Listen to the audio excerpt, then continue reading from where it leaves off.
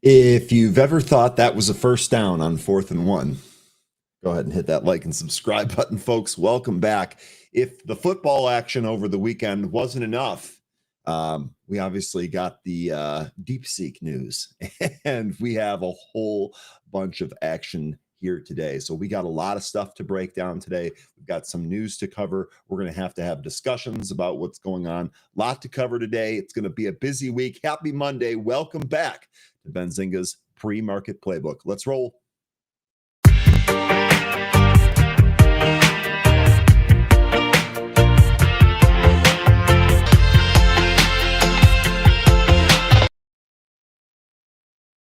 Folks, good morning and welcome back and happy Monday. Great to see a whole bunch of returning faces.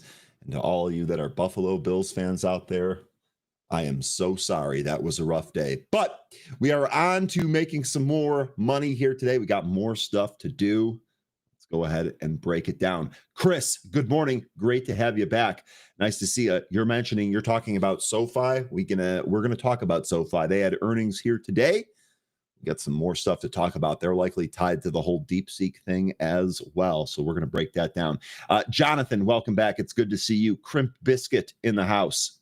Wouldn't be a show without Crimp Biscuit, frankly. Big B's, welcome back. Big B's looking to you today for how you're going to trade some of this stuff. We also have some micro strategy news as well, as that's moving with everything that's going on. Paul, good morning. Oh, Paul had QQQ puts over the weekend.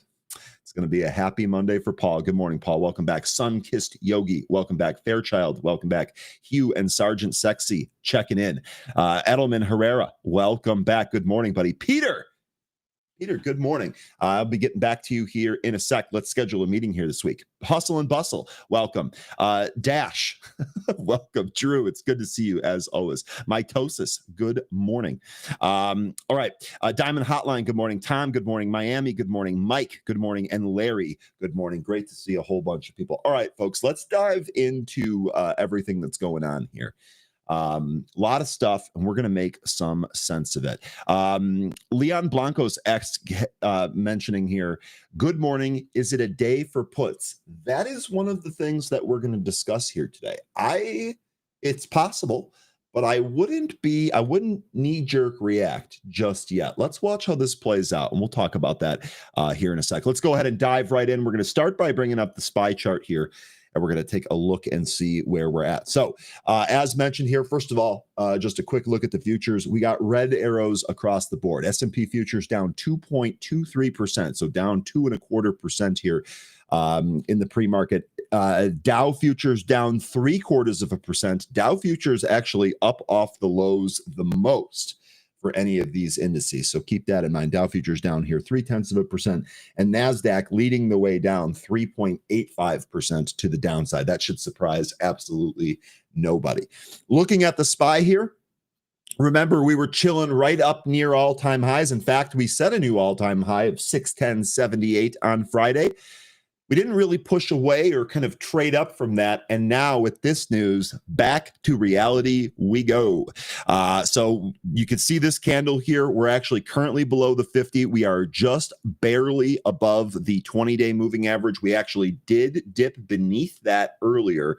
We've since got bought right back up over that level. So we'll see if the bottom is in. If so, we actually held that 20-day.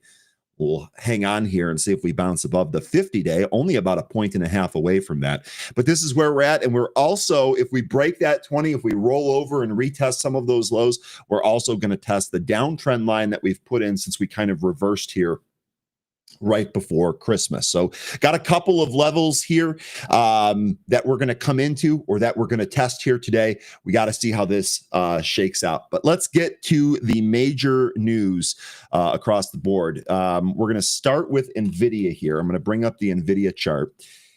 Then I'm going to go ahead and get you the news story here. We do have a bunch of gainers. We're, of course, going to go over that as well.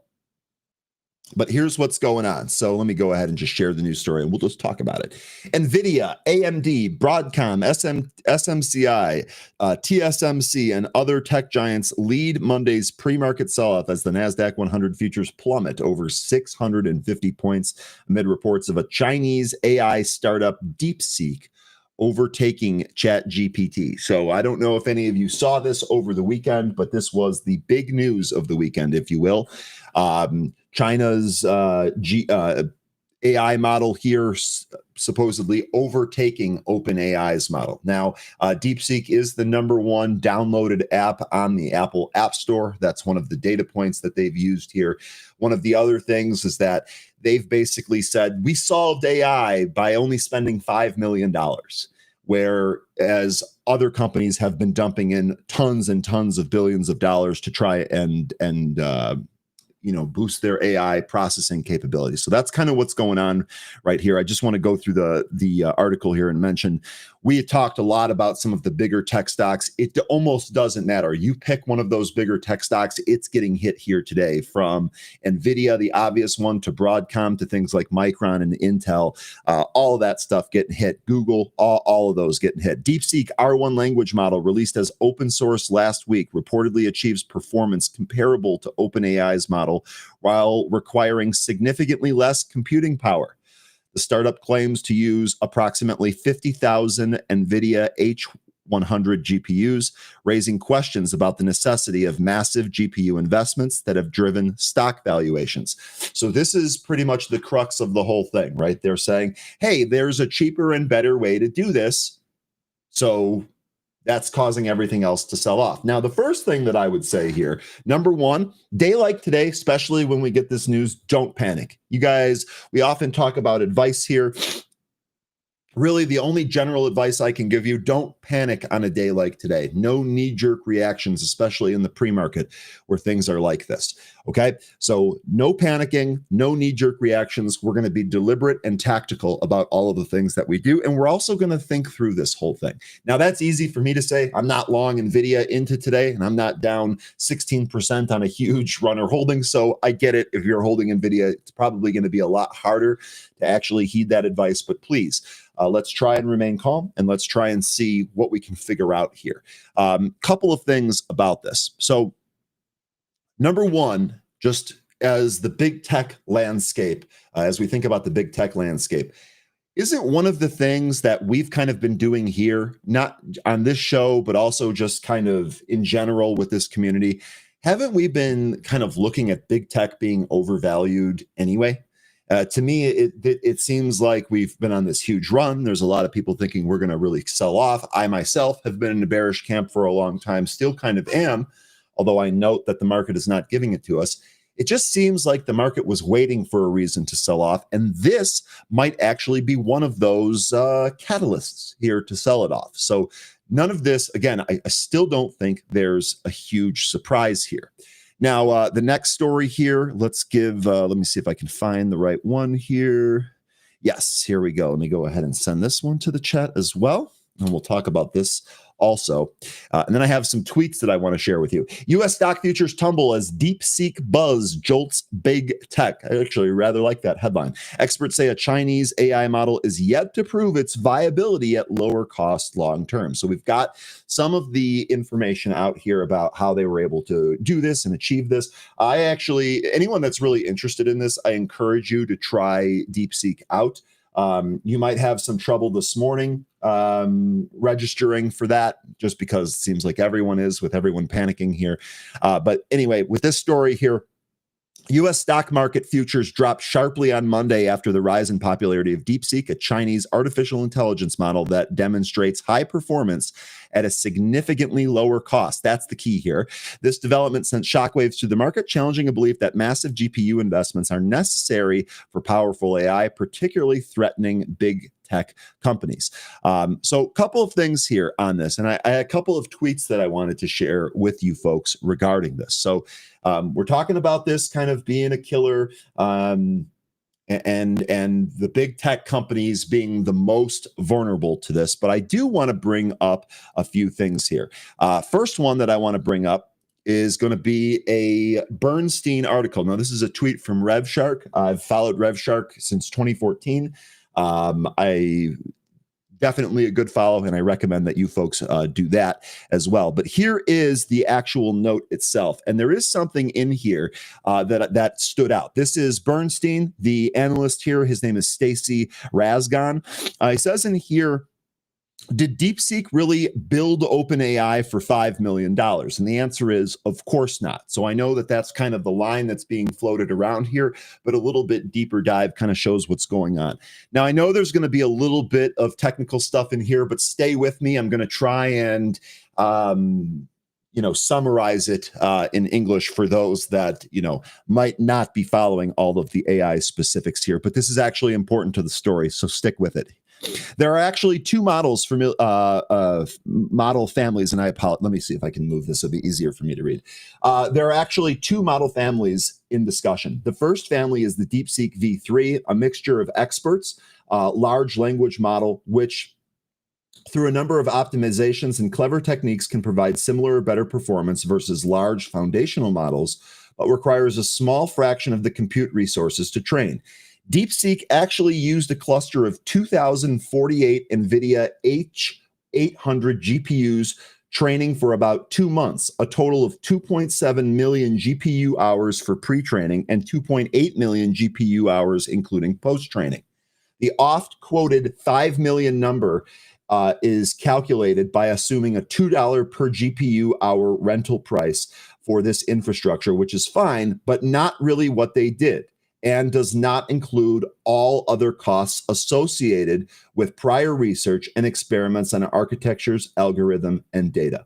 The second family is DeepSeek R1, which uses reinforcement learning and other innovations applied to the V3 base model to greatly improve performance and reasoning, competing favorably with OpenAI's model. So there you go. They are basically saying, hey, yeah, we did this for 500, but a look under the hood means, well, not actually. Still pretty impressive and still something to think about. But perhaps some of these numbers are not as skewed as initially thought. So this is just, again, this is one opinion. This comes from Stacy Razgun. This was retweeted by a guy that I've trusted and followed for a long time. So that's one thing to keep in mind. The next thing that I wanted to share with you was a tweet from Chamath, and I'll go ahead and share this as well. Chamath, of course, has been involved in this from the very beginning. The report is long but very good. With R1, DeepSeek essentially cracked one of the holy grails of AI, getting models to reason step by step without relying on massive supervised data sets. Their DeepSeek R10 experiment showed something remarkable. Using pure reinforcement learning with carefully crafted reward functions, they managed to get models to develop sophisticated reasoning capabilities completely autonomously.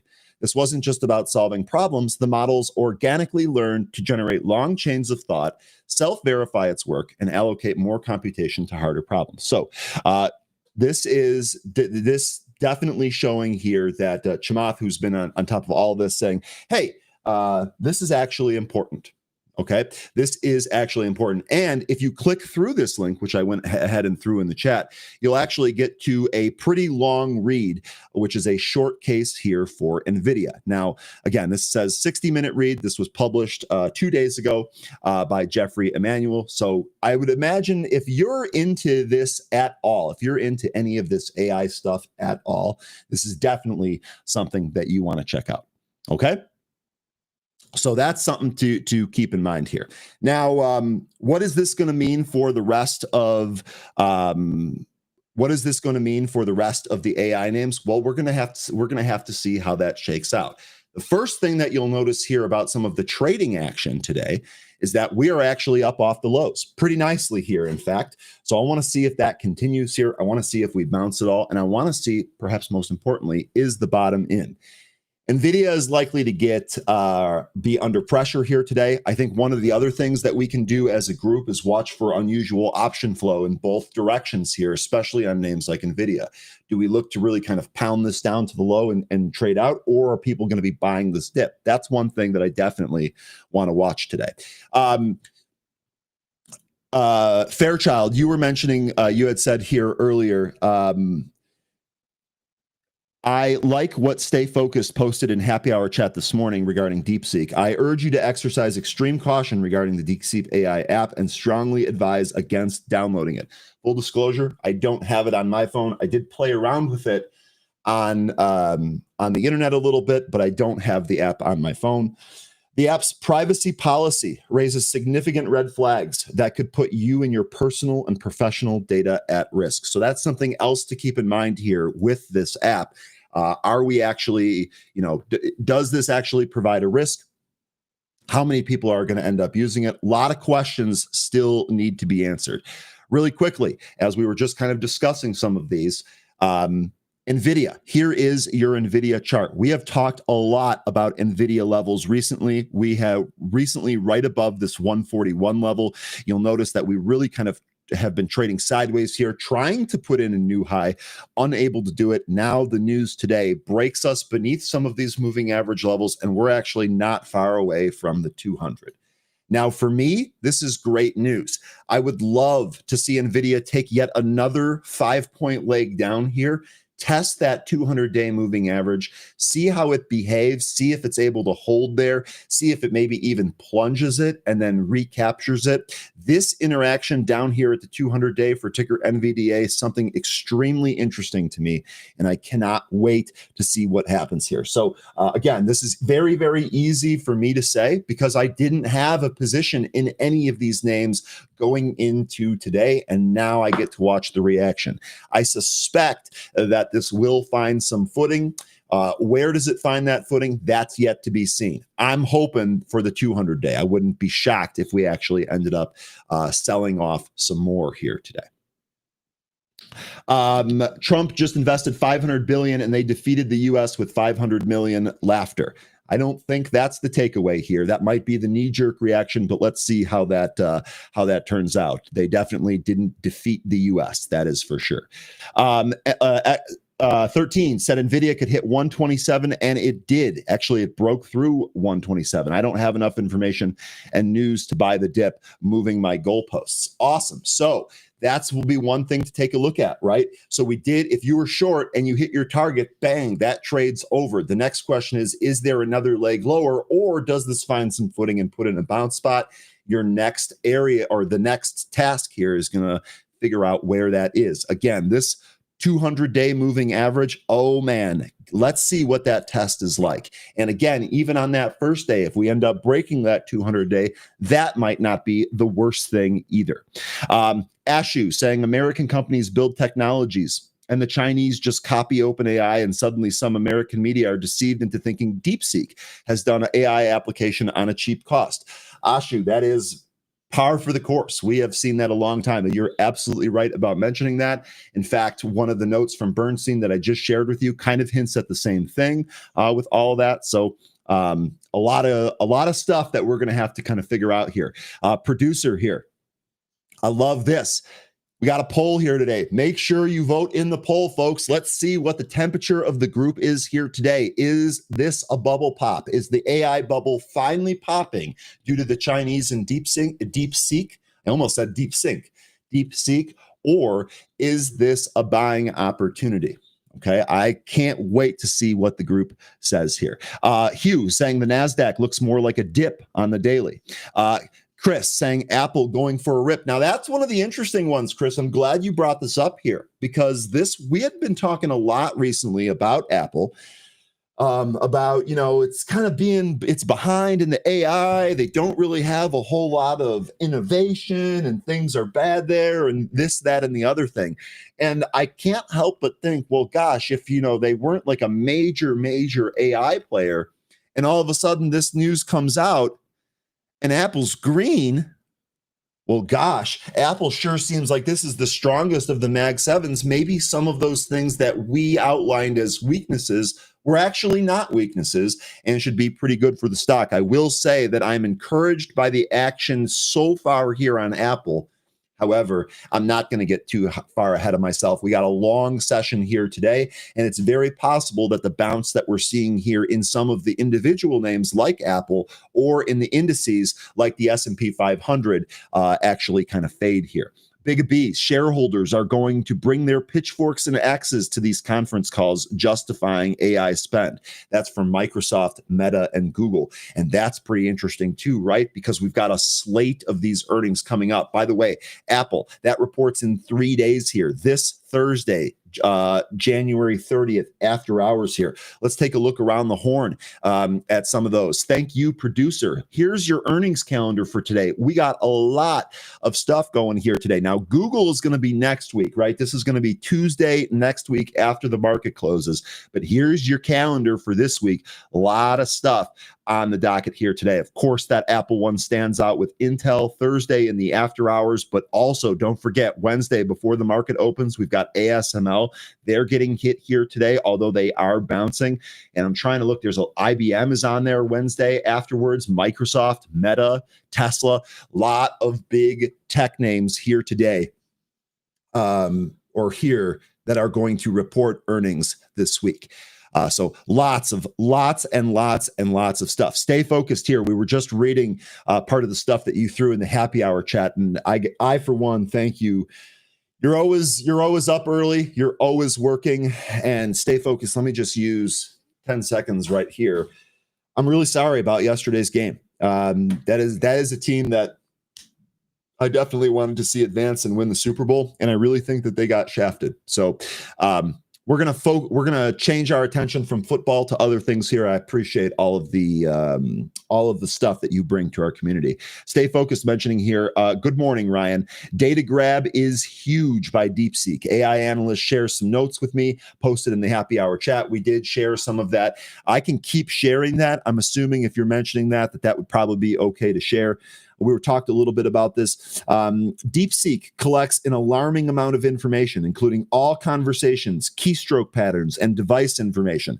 Now, we just finished talking about a whole TikTok issue, right? The TikTok being banned. Is it going to get saved? Executive orders. Who's going to buy it? Blah, blah, blah, blah, blah. Well, it looks like we have some similar stuff going on here with DeepSeek with a potential data grab. I wouldn't be surprised. Again, full disclosure, this is not installed on my phone. I would not put the app on my phone. Just to kind of finish this off here, this data is stored on servers in mainland China, subject to different privacy protection laws than the West. The company reserves the right to use your inputs and outputs to, quote, enhance services, end quote, with no clear opt-out option. Furthermore, their terms make users solely responsible for any legal violations related to the uploaded data. Given these are concerning practices and the potential for existing data collection and usage without robust user protections, I strongly recommend avoiding this app to safeguard your privacy and sensitive information. Okay, so sure looks, stay focused. I really appreciate you sharing this here with the group. Without a doubt, that does indeed build the case here for a potential data grab. Remember, a lot of that was kind of shared by some other analysts. I had stay focused. I'm not sure if you saw this, but I had shared the note that came from the Bernstein app. I'll go ahead and throw that here again in the chat, mentioning that although they're touting that they did this for 5 million, did they really? Nah, of course not. So just some more things to keep in mind here. Okay. Thoughts on AMD as they use DeepSeek. How's AMD doing here today, Philip? That would be my first thing. AMD not immune to the move down here, right? AMD clearly getting hit. Now we are up off the lows with some of the other stocks here, so we'll see if that continues here from AMD. Robert, really appreciate you. Was really hoping I was going to see you on the early bird schedule here today. I know you've been a big time trader for a lot of these names. I know you kind of look into this as well. You've shared plenty of insights with us before. Robert here saying, I think this is a great buying opportunity. I spent a lot of the night testing DeepSeek against ChatGPT, and in my opinion, this is way overblown. So stop me if you've heard a piece of news comes out and then all of a sudden stuff is overblown the next day. Not the first time that we've seen it. By the way, looking over here, S&P futures continue to come up off the lows, now down only 2% here in the pre-market after being down about 2.5% previously. Okay. Tom saying too many negatives with DeepSeek. This will all blow over and go nowhere, in my opinion. Tom, if that is the case, okay, this is a massive buying opportunity. Another one here. People trust the CCP more than the U.S. government. This is wholeheartedly and completely false. There is no way this is even remotely true. Not even remotely true. Sorry, man. I'll take the other side of that. Good luck. Okay. Now, let's see. So DeepSeek is a Yugo. Well, we'll see how that ends up. We'll see how that ends up shaking out here. Okay, so that takes care of that. We got a lot to see how this trades here today. I'm really excited. I definitely want to reiterate, watch option flow on some of these names. The market will tell you what they think of that. The market will tell you what they think of that. All right, let's keep moving through some of the news. We also had, let's take a look at Microsoft, because this is another company here that is going to be involved with this. They're having a weak morning here, down 3.8% on the back of the same DeepSeek news. And as we just mentioned, remember, Microsoft reports earnings here this week. Satya Nadella, Microsoft CEO, says, quote, "We should take development out of China very, very seriously," end quote. Now DeepSeek's R1 has emerged as a chat GPT killer, outperforming OpenAI with 50x lower costs. Again, this is Satya Nadella saying that. We'll see how this ends up shaking out here today. This is still this is why one of the reasons why I'm saying don't buy into the knee-jerk reaction is because we're going to have more testing, more information, and more things coming out about all of this stuff as more people get their hands on it. So there you go.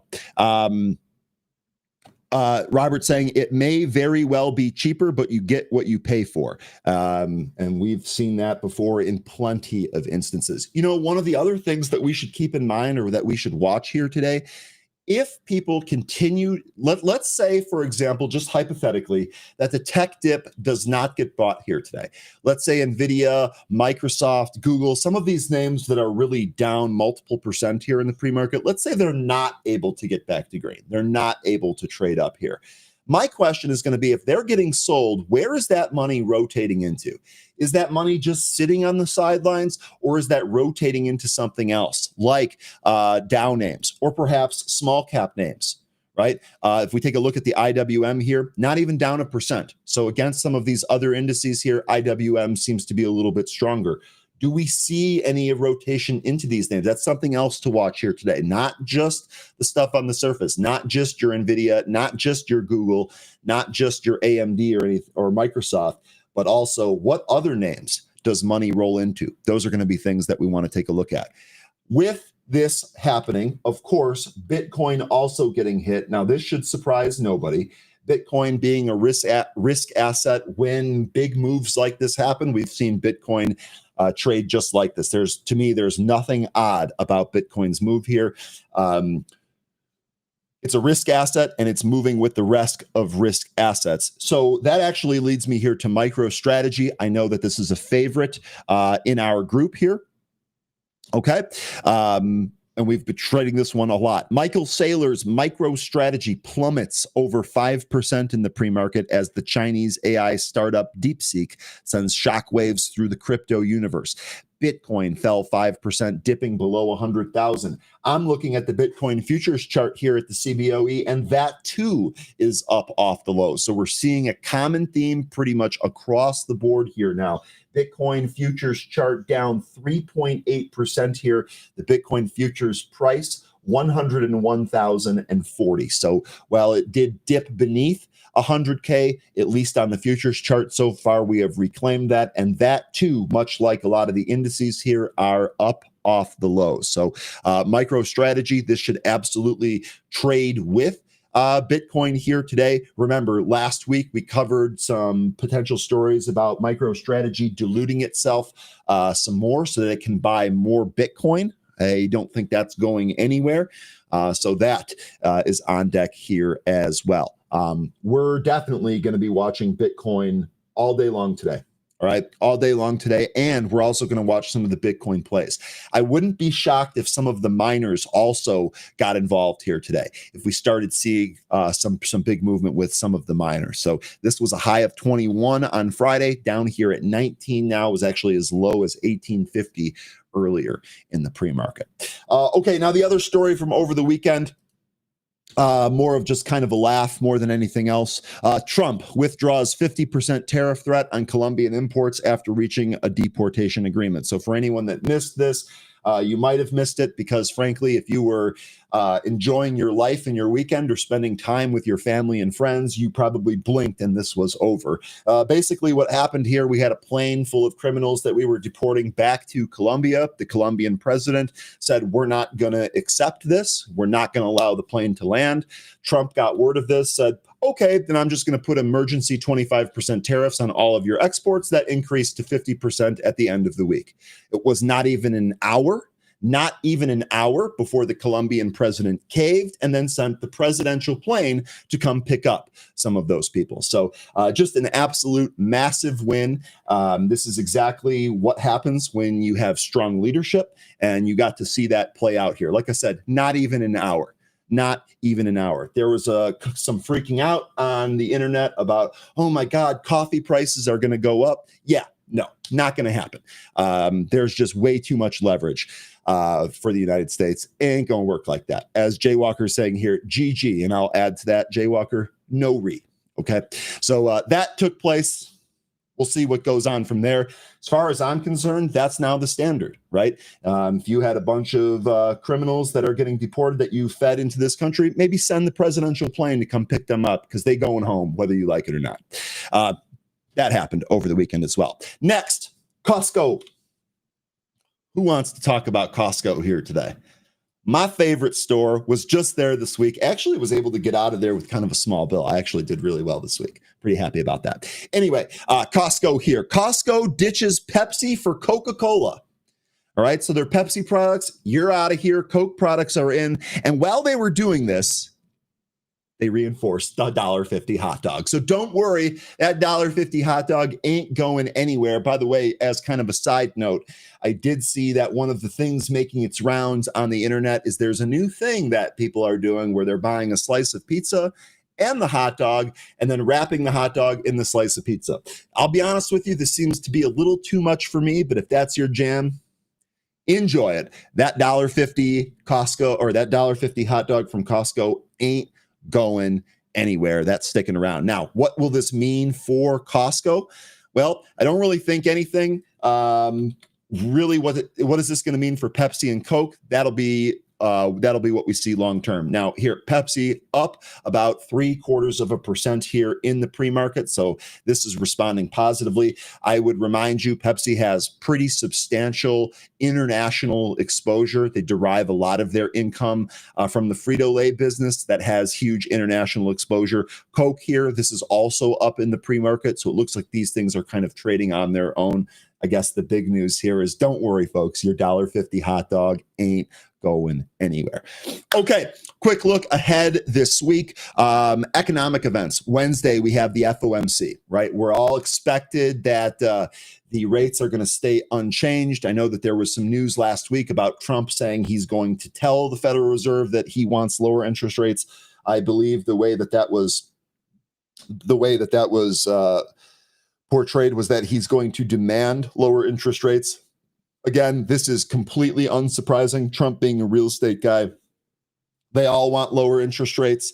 The country, the people in the country are going to do better with lower interest rates. I'm completely unsurprised that Trump is going to, quote, demand that. Will that end up happening, or will that have an impact on the Fed? That's going to be the next question here. We do have a rate decision this Wednesday.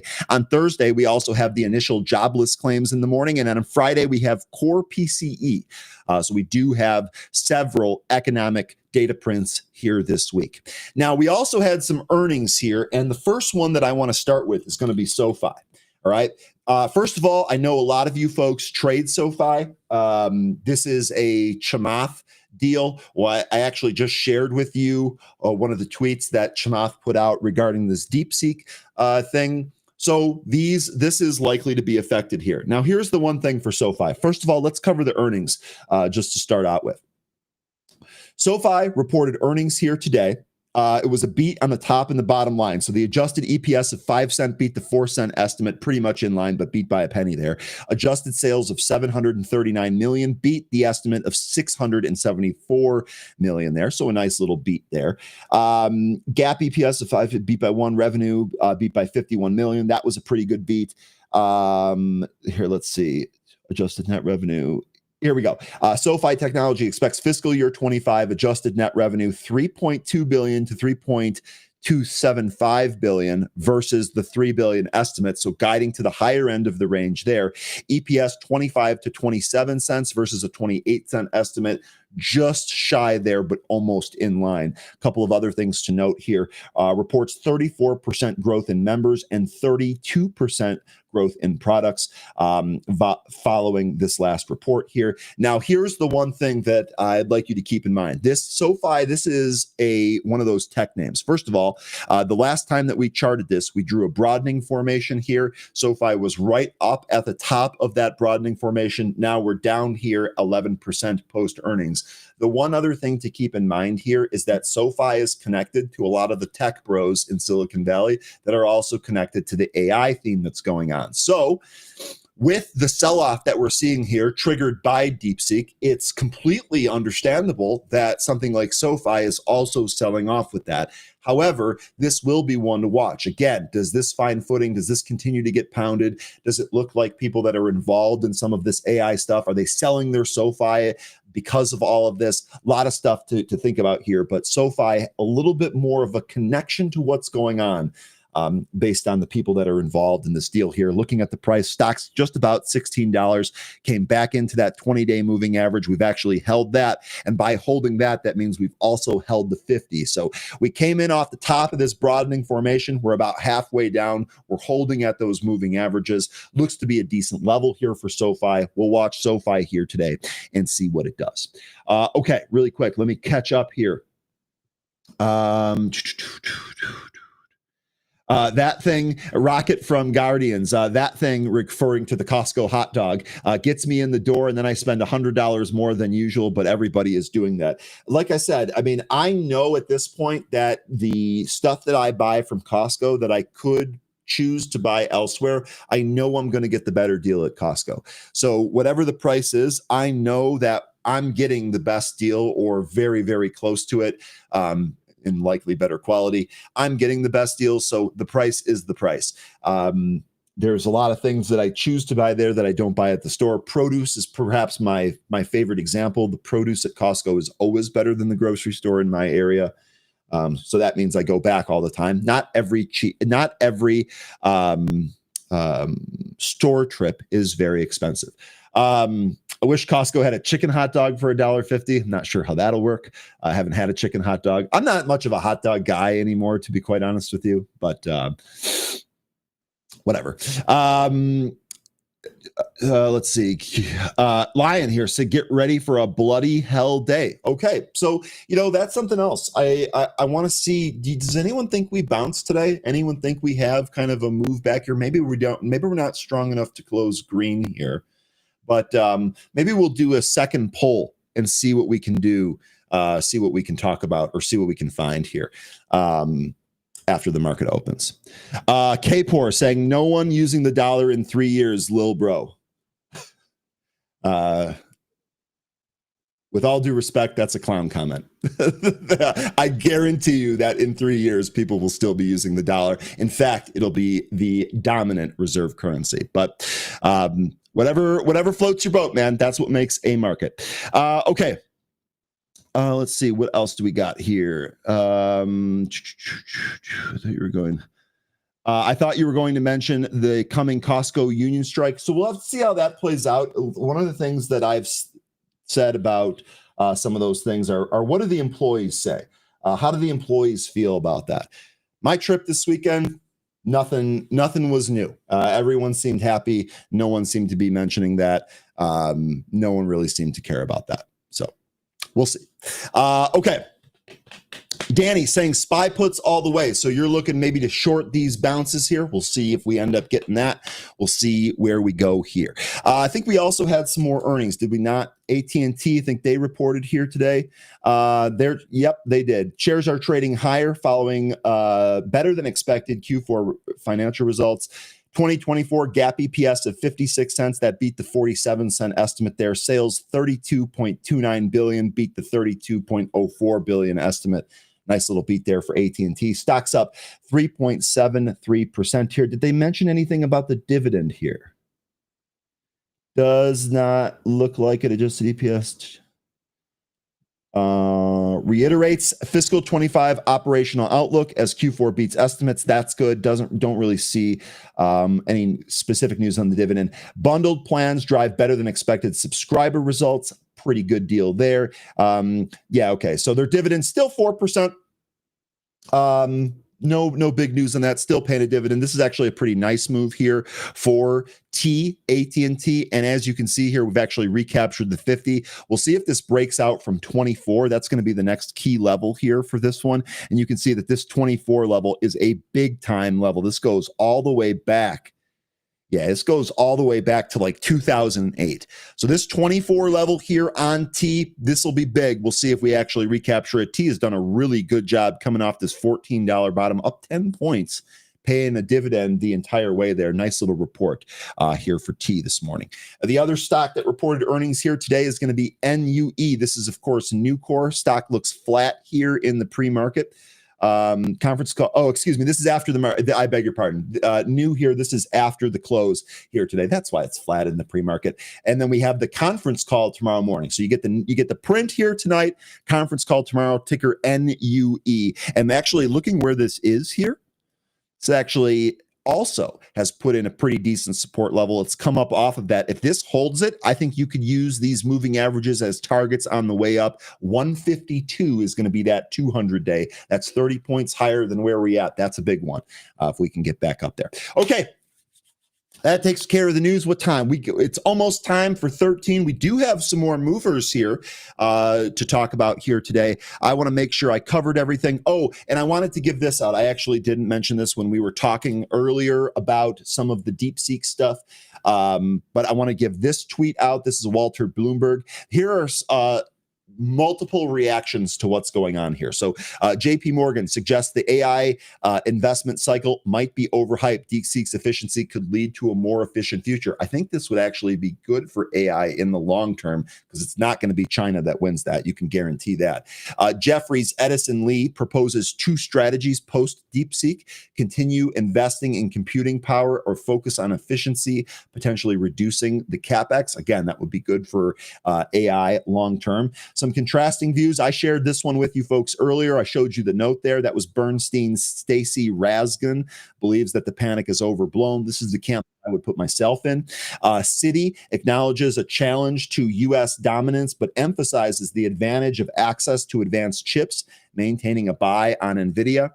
Efficiency costs. Raymond James suggests that if DeepSeek's innovations are adopted, training costs could decrease, questioning the need for large GPU clusters. Again, I think that's good long term. And then for market dynamics here, CJ Muse from Cantor sees DeepSeek's developments as bullish for compute demand, suggesting increased rather than decreased need for GPUs, advocating to buy NVIDIA on any dips. So there you go. You got opinions from the professional analysts across the board on this one.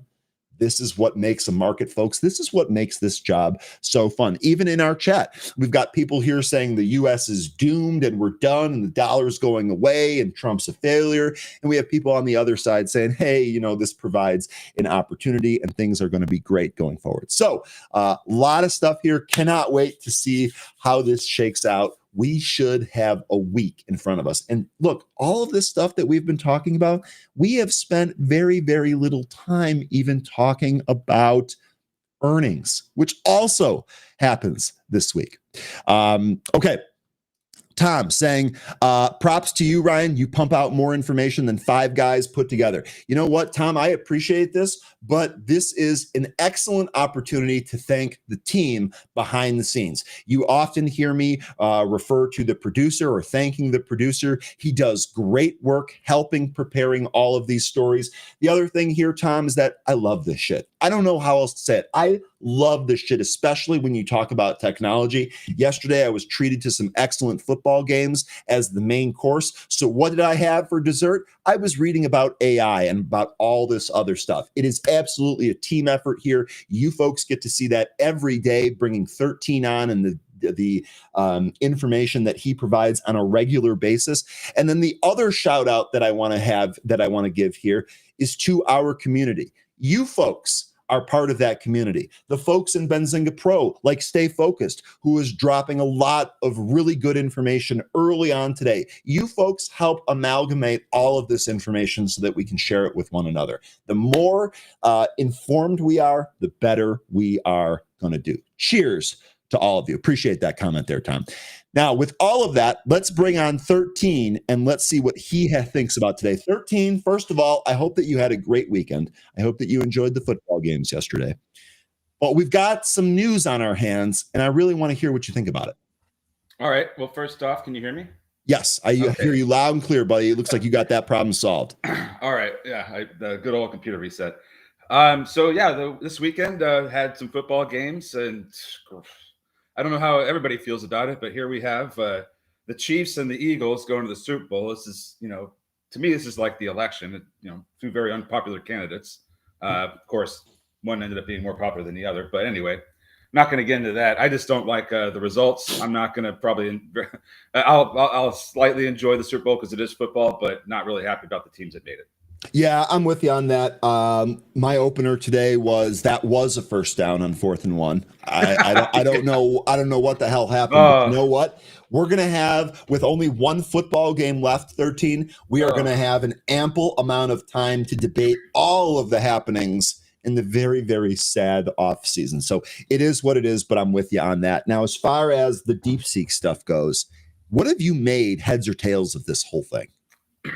With regard to DeepSeek? With just everything going on, the market reaction, Bitcoin, DeepSeek, AI, the stuff with Colombia, just everything that took place over the weekend, and the fact that we find ourselves here pretty much red arrows across the board. Well, I don't think that the whole Colombia tirade had anything to do with. I just threw everything together. I wasn't specifying anything. I'm just putting everything into one big pot and letting you pull out of it what you will. No, so the whole DeepSeek thing, this is just, I think this is an overreaction to start.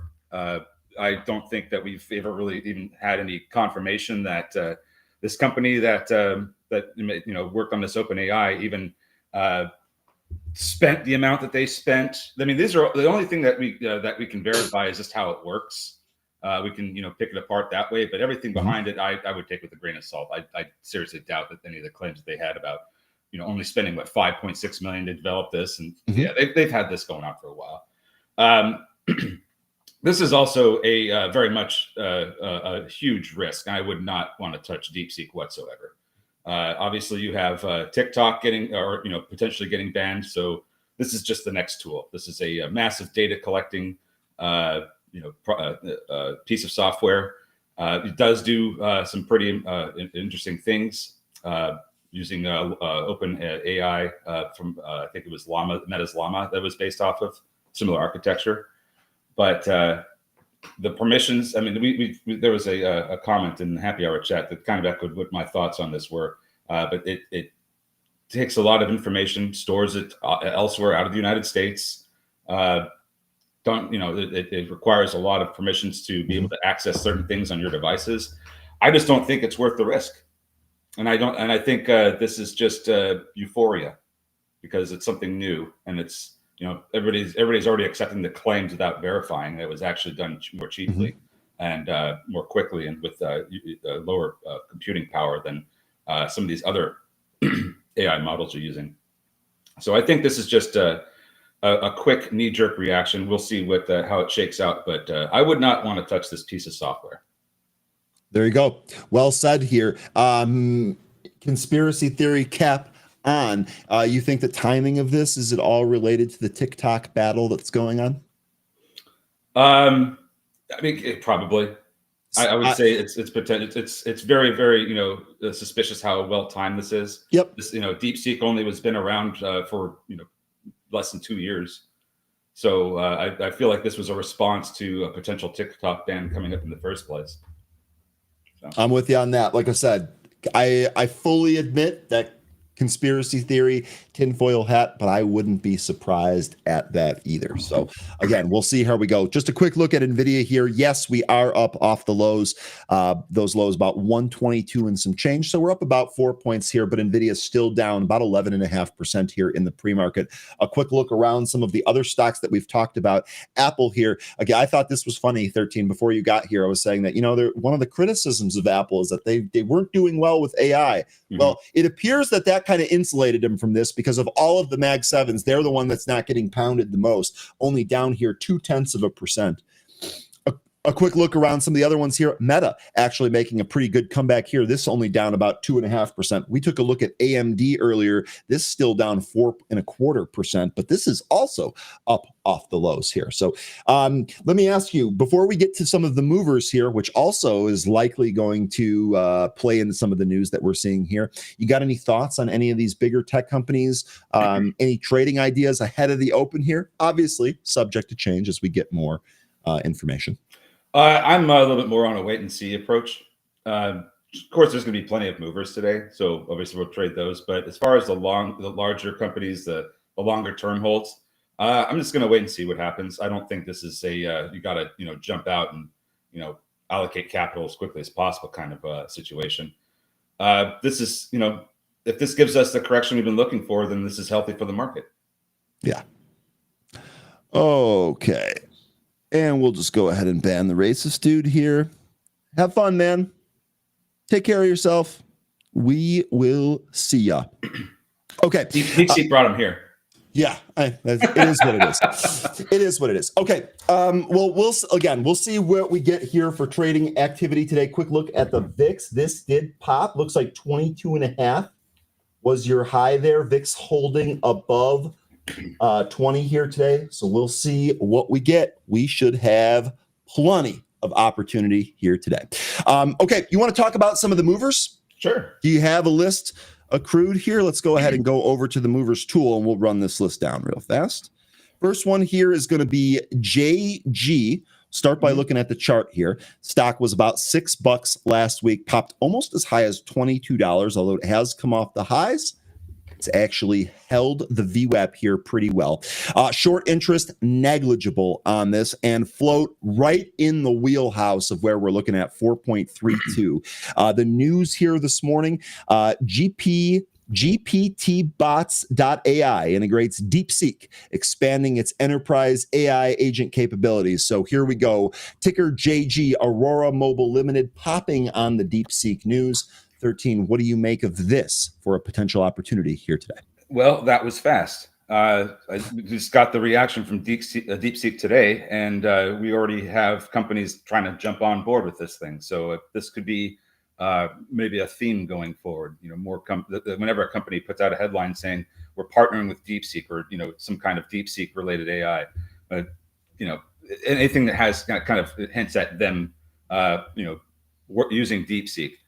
That could be a headline that drives movement, and that's what's driving this one today. Now, it does have a small float, 4.3 million shares, so it is in that range that we like, where it's very easy to push these stock prices around.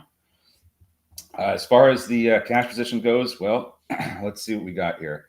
It doesn't make money. It looks like it's on its way to becoming profitable, even though it does have revenue. It has, I don't know if this is not American dollars. So it has 100 million of some kind of cash in the bank, probably RMB. And let's take a look at the share structure here. So they did do a 1 for 20. I think this was a reverse split back on the December of 2023, but nothing since then. No offerings. Nothing. So don't know if they're going to need to raise capital. I don't think they are. It's not an American company, so I don't know what they would need to do. Just take that with a grain of salt if you like. But let's take a look at the chart here. We're losing VWAP. Looks like this is going to be one that if it doesn't get a recovery from about 1450, doesn't turn around down there, then I would just wait for this after the open for it to find a bottom before starting to trade it. But looks like 1450 could be your earliest area of support, if not 1550. Okay, real good stuff there on JG. I think this is going to be in play here today. This is pretty much topical with all of the news here. I expect this to be back and forth pretty much all day long. Okay, so JG, your first big mover here, and it's still up 180%. So this was up what 230+% earlier, still up 180%. Good call there on it losing the VWAP. Okay, next one here is going to be Akero Therapeutics. Akero Therapeutics shares are trading higher after the company reported preliminary week 96 results from its Symmetry phase 2b study of some drug that has a bunch of letters. I cannot even pronounce it. I'm not even going to try. I will say, though, nice to finally get some news here that has nothing to do with DeepSeek and AI. That's popping in this stock here. Looks like 64 was as high as we've got. We come back in here to 55. We are pretty much in the consolidation area from the pre-market. We are above the VWAP there, so that looks pretty good. Quick peek at the short interest, 4.8% and 5 days to cover. So although it's low in terms of its percent of float short, actually a little bit elevated there on the days to cover, and this could potentially see some type of squeezing action. Didn't really see anything here on the insiders. And then on the overview here, 68 million shares, just shy of 68 million shares in the float there. That is a little bit higher than some of these low floaters that we've seen, but huge move, a little bit bigger company, 1.8 billion market cap. What do you got on this, 13? Well, when it comes to biotech movers like this, I wish I had more time so I could read into their pipeline and see what else they have going on. But according to this, this is a preliminary report, so it's not their phase 2b data that we're waiting for. So there's more headlines coming for this. As far as the float goes, a little bit heavier, almost 68 million shares. I think you had mentioned something about the short interest, negligible. Well, the percent of float short was pretty low, but it was right at the 5 days to cover despite that. So that's all. Maybe a little bit of help there with this push up. Let's look at the finances. Seems like they've got a ton of cash. It's because they also lose a ton of cash. Looks like last quarter they lost over 72 million net. So it seems like they have a decent amount of cash runway, like potentially over 700 million. So I don't think they'll need to do a capital raise. But I think there's more news coming for this, and that's when they actually do their full release of the phase 2 results, because this is preliminary. So let's just look at the technicals, because I don't think there's a real risk of capital raise happening here. Not that there couldn't be, but I just don't think the risk is there. Okay. This one is holding above its VWAP. Seems like every time it tries to push up over or 58, it just gets rejected.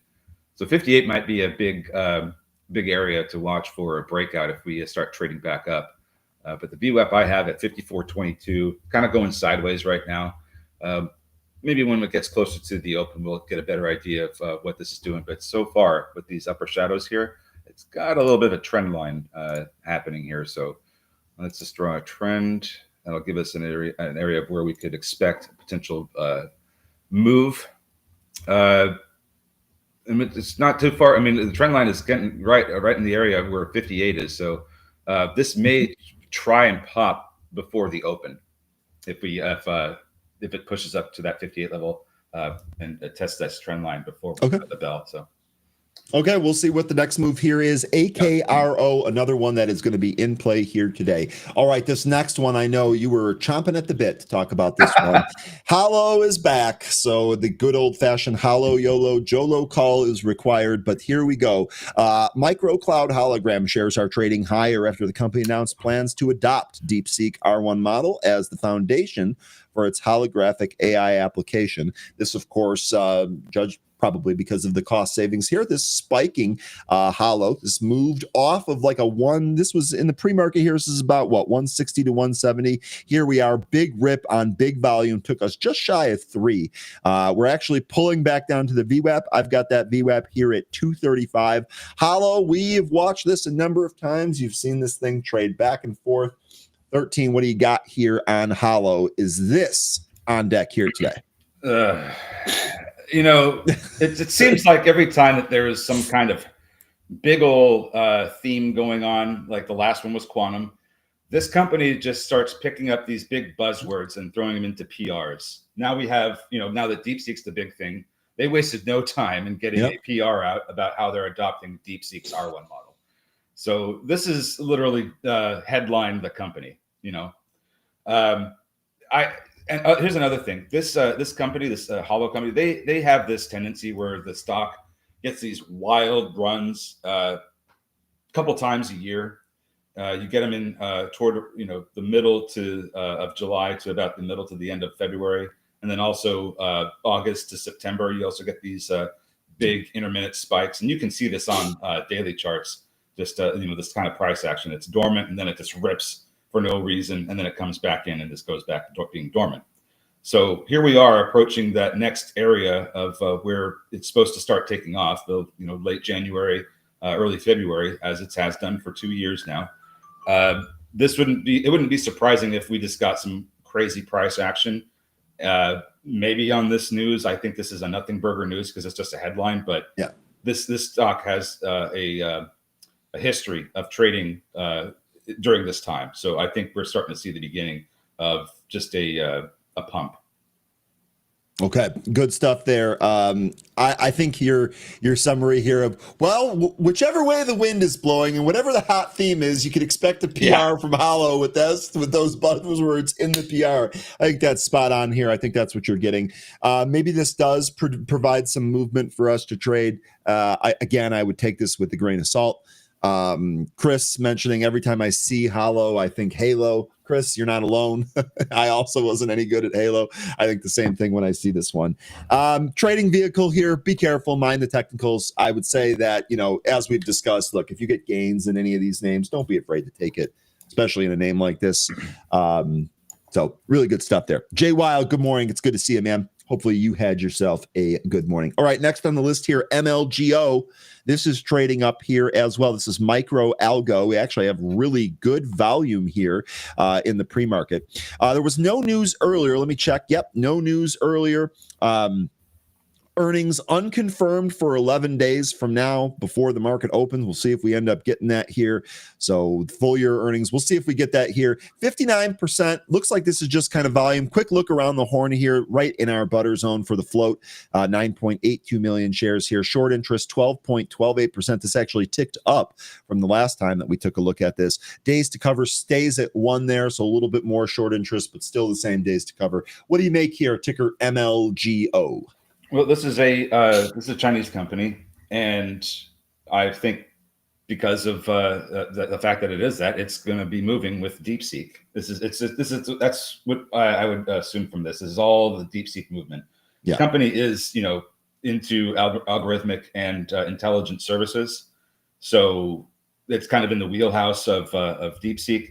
So it's just a relationship thing. It doesn't need to have news, and you're going to see. I'm sure you're going to see a lot of other Chinese names running this morning on DeepSeek, as there seems to be some rotation out of some U.S. equities and maybe taking a little bit of position in some of these Chinese names as they appear to be on the beginnings of a little run here. I don't know how long this run will last, but it seems like we're in the beginnings of a rotational trade.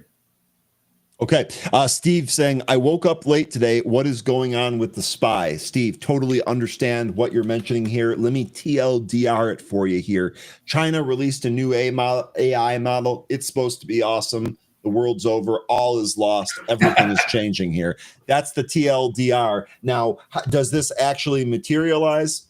Well, we'll have to see here, but that's why the market is down across the board on DeepSeek, the Chinese AI model, claiming that they can be more efficient at a cheaper price. It is China, so keep in mind what comes out of there. We will have to see. All right, well, let me keep running through the movers list here. Let's see. We got 27 minutes. We should have plenty of time to go through everything here today. Giddy up. Next one here is going to be ETNB. Now, I didn't see any news on this earlier. Let me check just to make sure.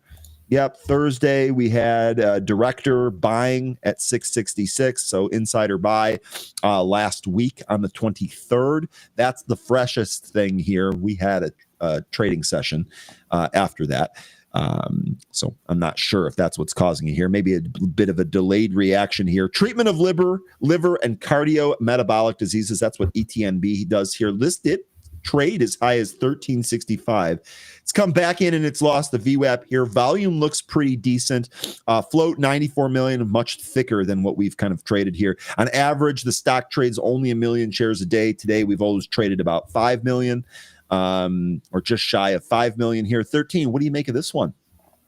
Looks like another no real news, no fresh news. The most recent thing I have is a director insider buy of 15,000 shares on Thursday. Well, where does this company come from? That would be my first place to start. United States-based company. Okay, so it's not DeepSeek.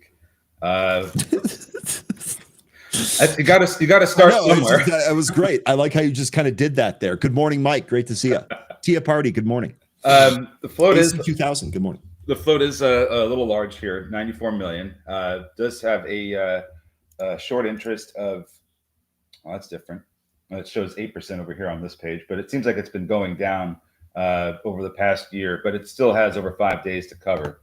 So maybe it's getting a little bit of help from the squeeziness, but I thought that might have been the reason it's moving. I don't think it is. I don't have any read exactly on why it's going up. There must be moving with something else. Couldn't say exactly what that is. But let's take a look at the broker chart here and see what levels I've got. So we're beneath VWAP right now. We're trying to push back over it. It seems like this formation that we just had after rebounding off the bottom, this bottoming area here around 965. We're starting to form a little bit of a bull flag. So I would be wanting to see a move over VWAP relatively soon here in the pre-market. If we get another rejection here, then we're going to have to wait for it to find support again, and that might end up being down, closer to 940. So it's kind of interesting here with this setup in the pre-market. It looks like it wants to try and recapture the VWAP before the opening bell. Okay, looks good here on ETNB. We'll see if that sets up for us. That's another mover that we should have on deck here today. Next is going to be TVGN, Tevagen Bio Holdings. This is one that we've traded a number of times. Looks like this popped in the after hours here on Friday. Popped again here this morning. Expanded AI partnership with Microsoft. So, okay, you're getting a more traditional piece of news here. Again, that came out on Friday, so that was ahead of the whole DeepSeek thing here. Part of me wonders what would have happened if they had PR'd here that they had switched from Microsoft to DeepSeek. They opted not to do that. But in any case here, this up by 37%. This actually is off the highs. So this spiked up to what, 239, 238-ish in the pre-market. Back down here at 186. This actually looks like this might roll over. But this level here, this is a key one. This 185, this is definitely a key one from the pre-market here today, as well as the after hours on Friday when this news first came out. That's where we're back here on TVGN. So we'll see if we can hold this. I got the VWAP there at 208. Quick look around the horn here. 3% of the float shorted with 1 day to cover. No big deal there. 35, almost 36 million shares in the float. So a little bit thicker, but still kind of a small stock. Should be pretty easy to move around. What do you think on this one, 13? You got anything? Just was reading the news from Friday when this was first announced, and the specific reason TVGN is partnering with Microsoft is to deepen the artificial intelligence collaboration and develop a predict T-cell technology on Azure. So that seems like oncology to me, and it's kind of interesting. We got this one headline about Microsoft and artificial intelligence, and then today we have this whole DeepSeek thing, and still letting it run, which is great. But I would worry that there may not be enough gas in this tank here because all the attention's being focused on DeepSeek AI and no one else's AI. Looking at the float structure, it's got almost 36 million shares, so a little bit better of a float for us to trade. Currently trading beneath the VWAP, and it looks like it's still in a bit of a decline. Might find some support closer to 175. We have that consolidation from the after hours on Friday that created a bit of a demand zone. So I think that could be your earliest area of where you might get some support. if we continued lower. And if not, then of course I think this is probably just going to end up going right back to where it was on Friday. Otherwise, it should get some a reversal and try and recapture VWAP, which is I currently have it about 206, following that reverse from the demand area. Okay, we'll see if we get a trade here. TVGN, we are right at an area. Let's see what happens here. Okay, next on the list, I know this list is changing around here real quick. Let me just make sure I hit it. Next here is going to be DADA. This is Data Nexus. Now, there was a catalyst here. Data Nexus shares are trading higher after JD.com proposed to acquire the company for $2 per ADS. So this is a dual listed stock here. They're talking about $2 being the buyout price. You can see when this opened, thing went right to 192, did come back off here to 175. Now, from what I understand here, this is not a done deal. It is a proposed acquisition. So nothing sure yet. The stock moving around here in the pre-market. Let's take a look around the horn. 119 million shares in the float. Trades much thicker than some of the other things that we're looking for. Short interest, 1.6% with 1.77 days to cover. I think that's negligible. Really, this comes down to, is this going to get bought out for $2? Might there be another offer that's a little bit higher higher than that? Is there a trade here, in your opinion, on ticker DADA? I don't like the volume that we've had so far this morning. I mean, this is what a 30% move, and it's 5 times the volume that it normally does. But with the float being almost 120 million shares, I think I'd want to see the volume better than this. I don't know. This doesn't. I mean, and you have the cap on the price target there because that's $2 is where they're trying to buy. For me, I just don't even know I would want to deal with this one.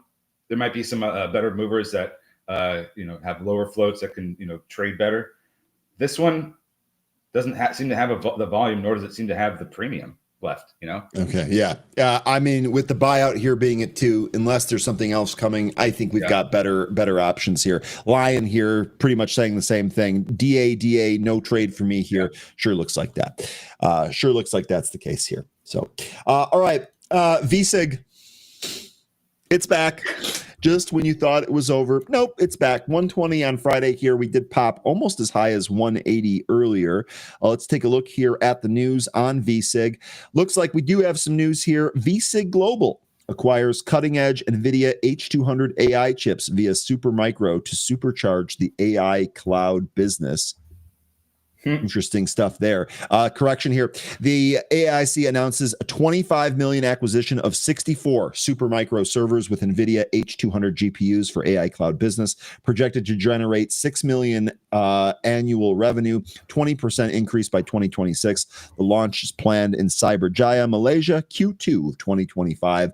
That's what's going on here with VSIG. The stock is up 27.6%. Just a quick reminder here on VSIG. We've talked about this one before. It's not been the greatest for us. 7.74% of the float shorted with just 1 day to cover there, and the float 22.3 million. So 13, what do you think here, VSIG? Yeah, I was part of that group that traded this. Did all right. I traded just the reverse split. This is one where they said that what was it, 1 for 100? Let me check that here real quick. Reverse 1 for 49. No. Well, 1 for 50. Yeah, it was about there. Just this was a trade last year, but nothing huge. Anyway, keep going. Sorry for interrupting. No, it's all right. I mean, I've never gotten back together with any ex-girlfriend I've ever had. I don't think I would ever start now with these ex-girlfriends. So I mean, it's whatever it can do, whatever it wants to do, and I'll be happy for it. But I've already made my money in this one, and I'm just not interested. But as far as a trade goes, I mean, it could. The float's not that big. It's got decent news, but let me look at the broker here. I'll just give you some levels. I'm not going to be trading this one because I don't want to lose what I've already made in this, and this thing could trap people. So let's see. We already gone up to 178 this morning and came right back in beneath VWAP. This looks like one that if I were going to trade it, that I would wait for the open. I don't like the attempts to get over 150 being swatted down, and then you had one successful attempt, and then after that it just came right back down to 150. So I would treat this one with some caution. If you are going to trade it, make sure you're if you, I mean, go long. Make sure that you have a solid bottoming before you jump into this. I feel like there's other trades that are better though. Okay. With you on that one here. Good stuff on VSIG. Last one that I wanted to mention here real quick is going to be WIMI. And then we'll talk about a couple of the recent movers that we've talked about or we've traded a lot on this show that are getting pounded here today. WIMI, this actually just coming back in off of a recent spike here. WIMI hologram cloud shares are trading higher after the company announced the launch of AI applications based on the AI open source model. Here we go. We're already doing it. Again, you're going to keep seeing this here. WIMI, another one. Add this to the pool. This is going to trade along with this entire thing here. Looks like this is starting to ramp on volume. I would expect some other names to kind of make their way in. I would say this as a theme: any Chinese-based company that utilizes AI at all likely to be in play here today. Once we open. Yeah. Let me ask you something, because this might be very, very interesting for us. If you're using Benzinga Pro, can you use Benzinga Pro to filter out the news as it comes to only show articles regarding DeepSeek? That might give you some actionable breakout news. Yeah, so I think one of the things that we could do here just on the surface, and we'll try it together, we'll go ahead and open up a new news feed with no filters on it, and we'll simply filter news for the keyword DeepSeek here, and this is going to be all of your news. And you can see this actually is the entire news feed. All of the stocks that we have talked about are listed here in this 13. So this is a really good move. ANET, JG, WIMI, SMCI, Hollow. You're actually seeing, you're getting the press releases, which remember come out here in real time. So good stuff here. Yeah. If you want to stay on top, you know what, 13, what I'm going to do. DeepSeek trade right there. Just have that in the window, and then whatever you see a ticker comes up, then just go to that ticker and see. And you know what? Actually, what I'm going to do here is I've got some more screen real estate. Here's what I'm going to do. We are going to pop this news feed out. Now, I see it on one of my other screens here. I'm going to leave this news feed popped out here, and I'm going to keep an eye on this. And if I see anything else come through the wire here on this, we'll be the first to react to that. So. And the thought is that you'll be able to get the trades before they, or theoretically before they start moving, because the headline should come out before the trade does. Now, that's not always going to be the case, because sometimes people get information a little bit quicker than the headline comes out. But you will not be too far behind, I think, if you're looking to do the DeepSeek trade. Yeah, I think this is the way I would do it. I'm with you on this. This is really good stuff. Thank you, Benzinga Pro. This is why we use this tool, 13. This is why we do it. Okay, real quick here. Some more stuff. And again, going to be big shouts to our community here. Stay focused, up early as he always is, getting work done. Do you know who was short the market? Oh, tell us. Tell us. Okay, he'll tell us. The founder of DeepSeek, who is also the founder of a hedge fund. LOL, you cannot make this up. All right. So stay focused. I don't know if you saw earlier, but we had trolls come in here harassing our show earlier. So this definitely seems like kind of a coordinated move. We'll see how this shakes out, but this is a really good mention. Stay focused. Oh, yeah. Our guy, really good at doing some deep dives for some information there. Good stuff. That's the real DeepSeek dude right there. Yeah. He stays focused. He stays focused, no doubt. Okay. Really quickly, one of the other things that I wanted to mention here, I'm actually going to go back to the movers list that we have, and then I'm going to flip over to losers, and we're going to take a look at some of the big losers recently, because some of these are going to look familiar. ELAB, one of the big movers that we traded here on Friday. This thing absolutely pounded. It took an entire day for this to round trip all the way back down to where it was. Shout out Jay Rice. Haven't seen him here this morning. He's talked a lot about some of these small movers, how they often go back to where they were. Here's an example of that. NVNI, this is another one that we traded on Friday. This had a huge move. A lot of people made bank off this. This also on the backside of the move, so be careful on this one. But the other ones that I wanted to mention, some of the nuke names that we have recently traded on upside momentum. Boy, oh boy, the DeepSeek news really putting them in the hurt locker here today. OKLO stock is down almost 22% here. Actually, looks like this is hunting some more new lows here. NNE, same deal, down 20% here, trying to hunt new lows. NBIS, this has been a show favorite. Another AI, Russian AI VCI name. I know Story Trading is on this. This also getting pounded here. So one of the things, SMR in that same nuke theme, CEG, Constellation Energy, another one that we've been trading recently. A lot of these things absolutely pounded here. So if you're looking for bounces, though, that would be your list to take a look at. But all of that tied to the big news of the day. And now VCIG is getting absolutely hammered. So this is one to wait for. That was a good call there, 13.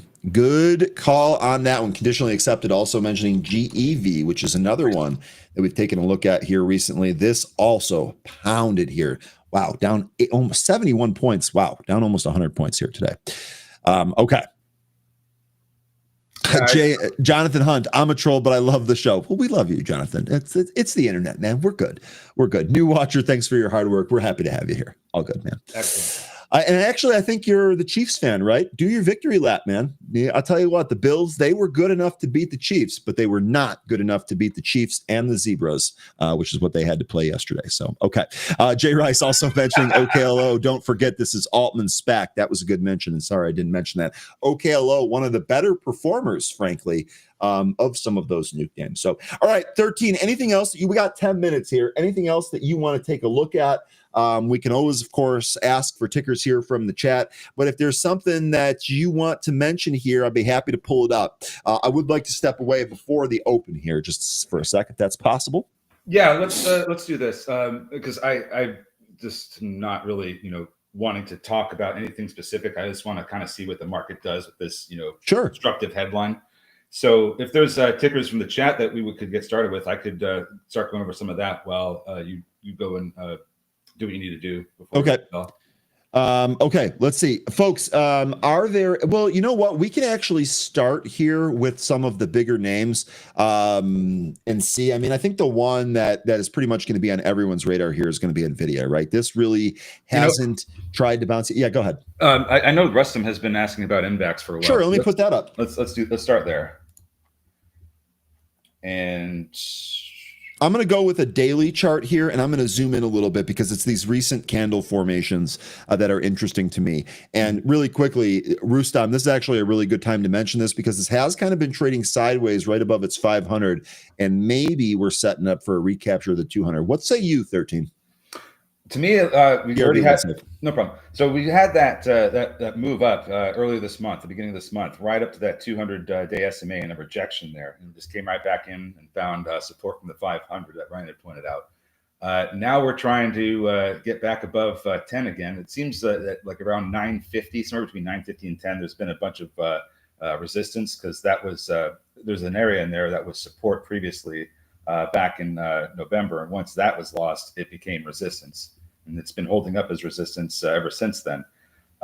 Couldn't get a few closes above that area as we saw in beginning of this month. So here we are trying again. We're going to need more volume than this to get back up to the 200. Getting through it is a different story altogether. But if we do get over that 200, the thing you're going to want to watch for is a gap fill, and that was a gap that was created from October 15th to 16th. That gap fills at 1238. Couldn't quite get up there on January 7th. We didn't even get it to 12 that day.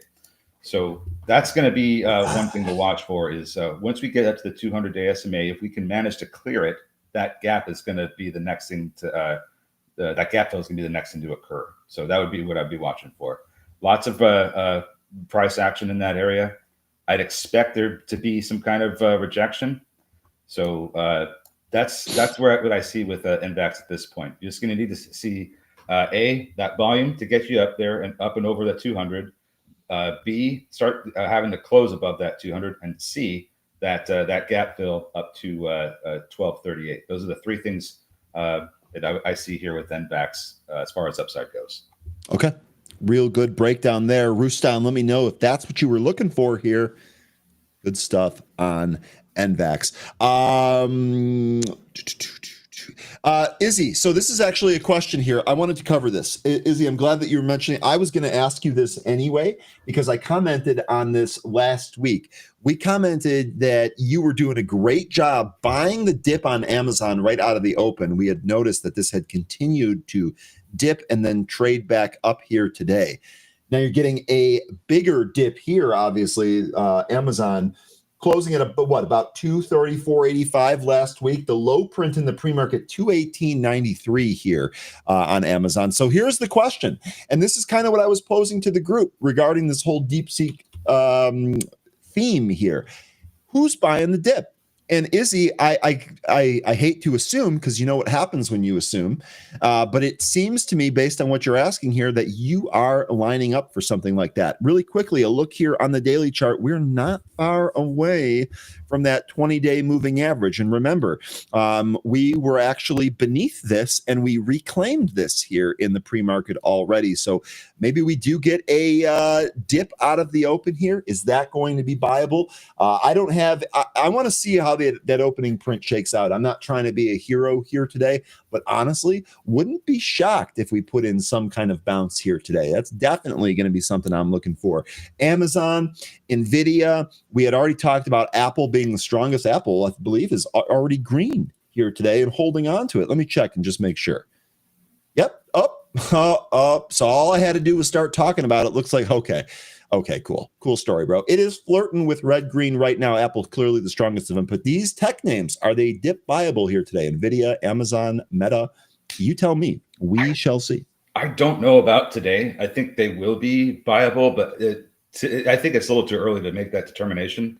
I think we're going to see this. I think you're going to see the weakness maybe today and possibly even tomorrow. I don't know how long this whole craze over DeepSeek is going to take, but it's kind of interesting because we have the Lunar New Year, where there's a lot of markets over in Asia being closed this week as a result of that, and there was also an expectation that there was going to be a lot of Chinese stimulus, and then you have this this DeepSeek coming out. So I feel like this is it's very interesting timing to have this happen on when Asian markets are supposed to be very, very slow to not even open.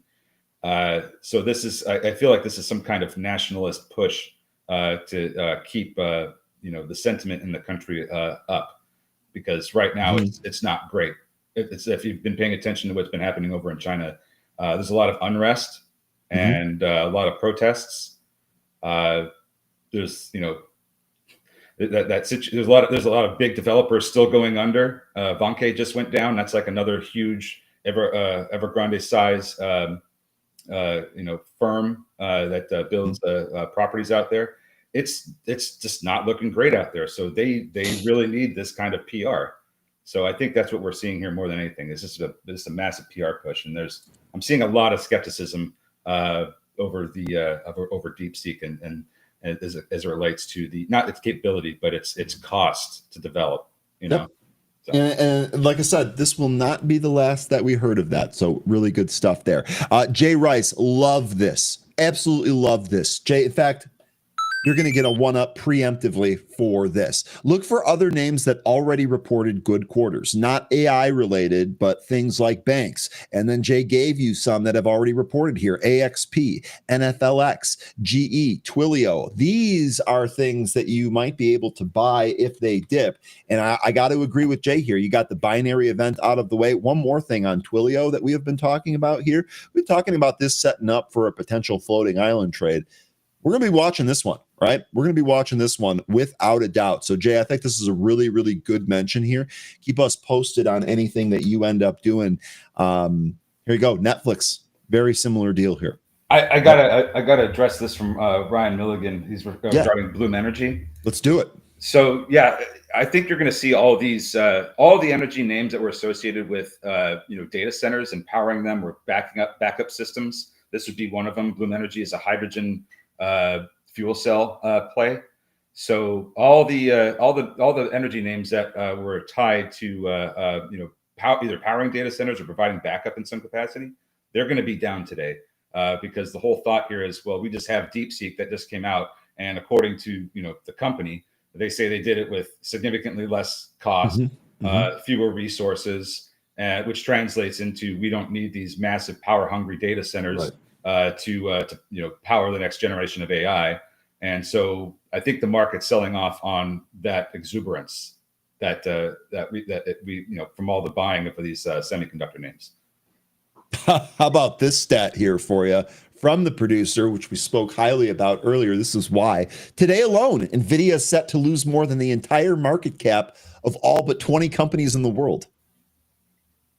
Minus 420 billion on the NVIDIA move. Just puts it into perspective on how big this is and what exactly happens. By the way, NVIDIA rolling over here in the pre-market, 122.87, going to be that low from the pre-market. We'll see if we breach that here today. We are 1 minute until we open. I'm going to flip over to my main workspace. Folks, we had plenty of stuff here today. Apple popping into the open here. 124 prints looks like we got right there. So VCIG back up to testing the VWAP again.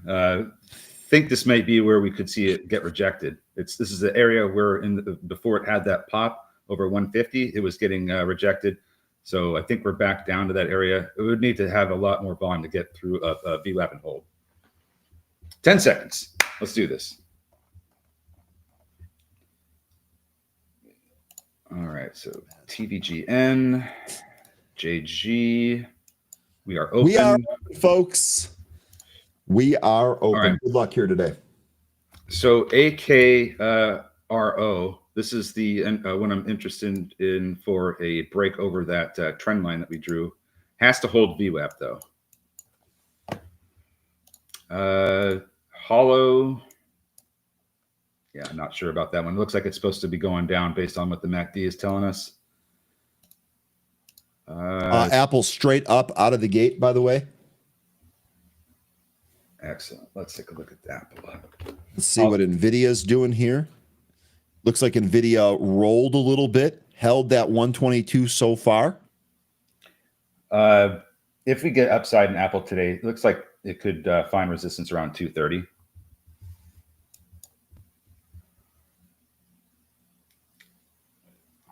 Yeah, you know, they're not going to reverse split NVIDIA. They just did a split, and they're not going to reverse it. It's all right. It doesn't make sense for them. Sorry to interrupt there. Poll results. So our first poll of the day here, is this a bubble pop or a buying op? I was pretty proud of that one. I came up with that without you around, 13. I was pretty proud of that. Is this a bubble pop or a buying op? Buying op, 53% of the vote. 28% say not sure, and only 18% of you are saying that this is a bubble pop. So it looks like the buy the dip mentality is still alive and well, at least here in the poll respondents. We'll see how this shapes up here. Apple continuing to trade higher here. You know, one of the other things that we want to see, we've talked a little bit, where does some of this money rotate? Like NVIDIA rolling over here. Again, we'll see what happens here at that low. Where does some of the money rotate to? By the way, S&P futures here, just big time green candle. We are spiking here. We are considerably up off the lows, only down 1 3/4% now. I think, you know, Jay Rice gave you some really good ideas of where that. Yeah, he did. Go. The ones that reported good earnings that already passed that. If they have a dip, those are probably some good dips to buy. Strong companies, even whether they've reported or not. I mean, the ones that they're going to, you know, still be around, even you know, with or without AI, those could be good ones. You know, food companies on those dips, I think they'd be attractive as well. Speaking of food companies, I know this is not quite what you meant, but this is one that I've been waiting out. Portillo's. I tell you what, the Italian beef unaffected by the new Chinese AI model. That's for sure here. Portillo's continuing to trade higher here, 1332. I have to pinch myself to make sure I'm not dreaming. This thing rarely does that. By the way, Bitcoin continuing to trade higher here. Apple higher here. Goldman Sachs higher here. Yeah, I'm waiting to see if AKRO is going to break out of this. It's a little slow moving, very spready. But ETBN, by the way, really quickly, sorry for interrupting, but did I draw the trend line? Yes. Is this about what you? Okay, perfect. Yes, that is it. Perfect. And ETNB, that one also having a nice move out of the gate here. Seems like it just had a big volumetric move out of the open, but I don't see it really, you know, having a whole lot of volume right now. It needs to hold VWAP, otherwise it's just going to come right back in. Hollow going lower, MLGO going lower. Here's JG. This is breaking out over VWAP. That's what we want to see out of these. I think AKRO is, if we get that volume expansion, that's going to be the next one to go. Nike here up out of the gate. I'm seeing calls getting bought for Nike. I re-entered that trade, by the way, sold the contracts that I had, rolled them into a higher strike, locked in some of the gains and left myself with some exposure. That's continuing here. That's a great point, Jay Rice. Apple didn't invest a lot That's in what we AI. talked about earlier. Yeah. That's exactly what we were talking about earlier, and that's insulated them from this. So and it's available on the Apple Store, so that's another reason why it could be going. Really quick here, Fairchild mentioning that Pepsi is shaking off that Costco news that we also covered here this morning. Remember, Costco ditches Pepsi for Coca-Cola. What I had mentioned to you earlier, Pepsi derives a lot of their revenue from their Frito-Lay business and has higher international exposure. So not really surprised to see this move here on Costco, or excuse me, on Pepsi, I beg your pardon. Yeah, let's see where that is at anyway. JG is still moving here. Let me bring that on screen. That was a nice move out of the VWAP. Watch a 20 cross here, JG. Big I test. think that's going to get tested here. A couple of tests coming up for Pepsi. You have the 50-day SMA at 154.74, and above that you have a support level of 155.83. That was the low from November 19th. And well, it says 85 now, but I put 83. So anyway, that low right there is going to be a resistance area. It was a resistance. It was a support turned resistance. It gave support in November, lost it in December, and now we're coming back up to it to test it as resistance. So after the 50-day SMA, that's the level it's in the way. Okay.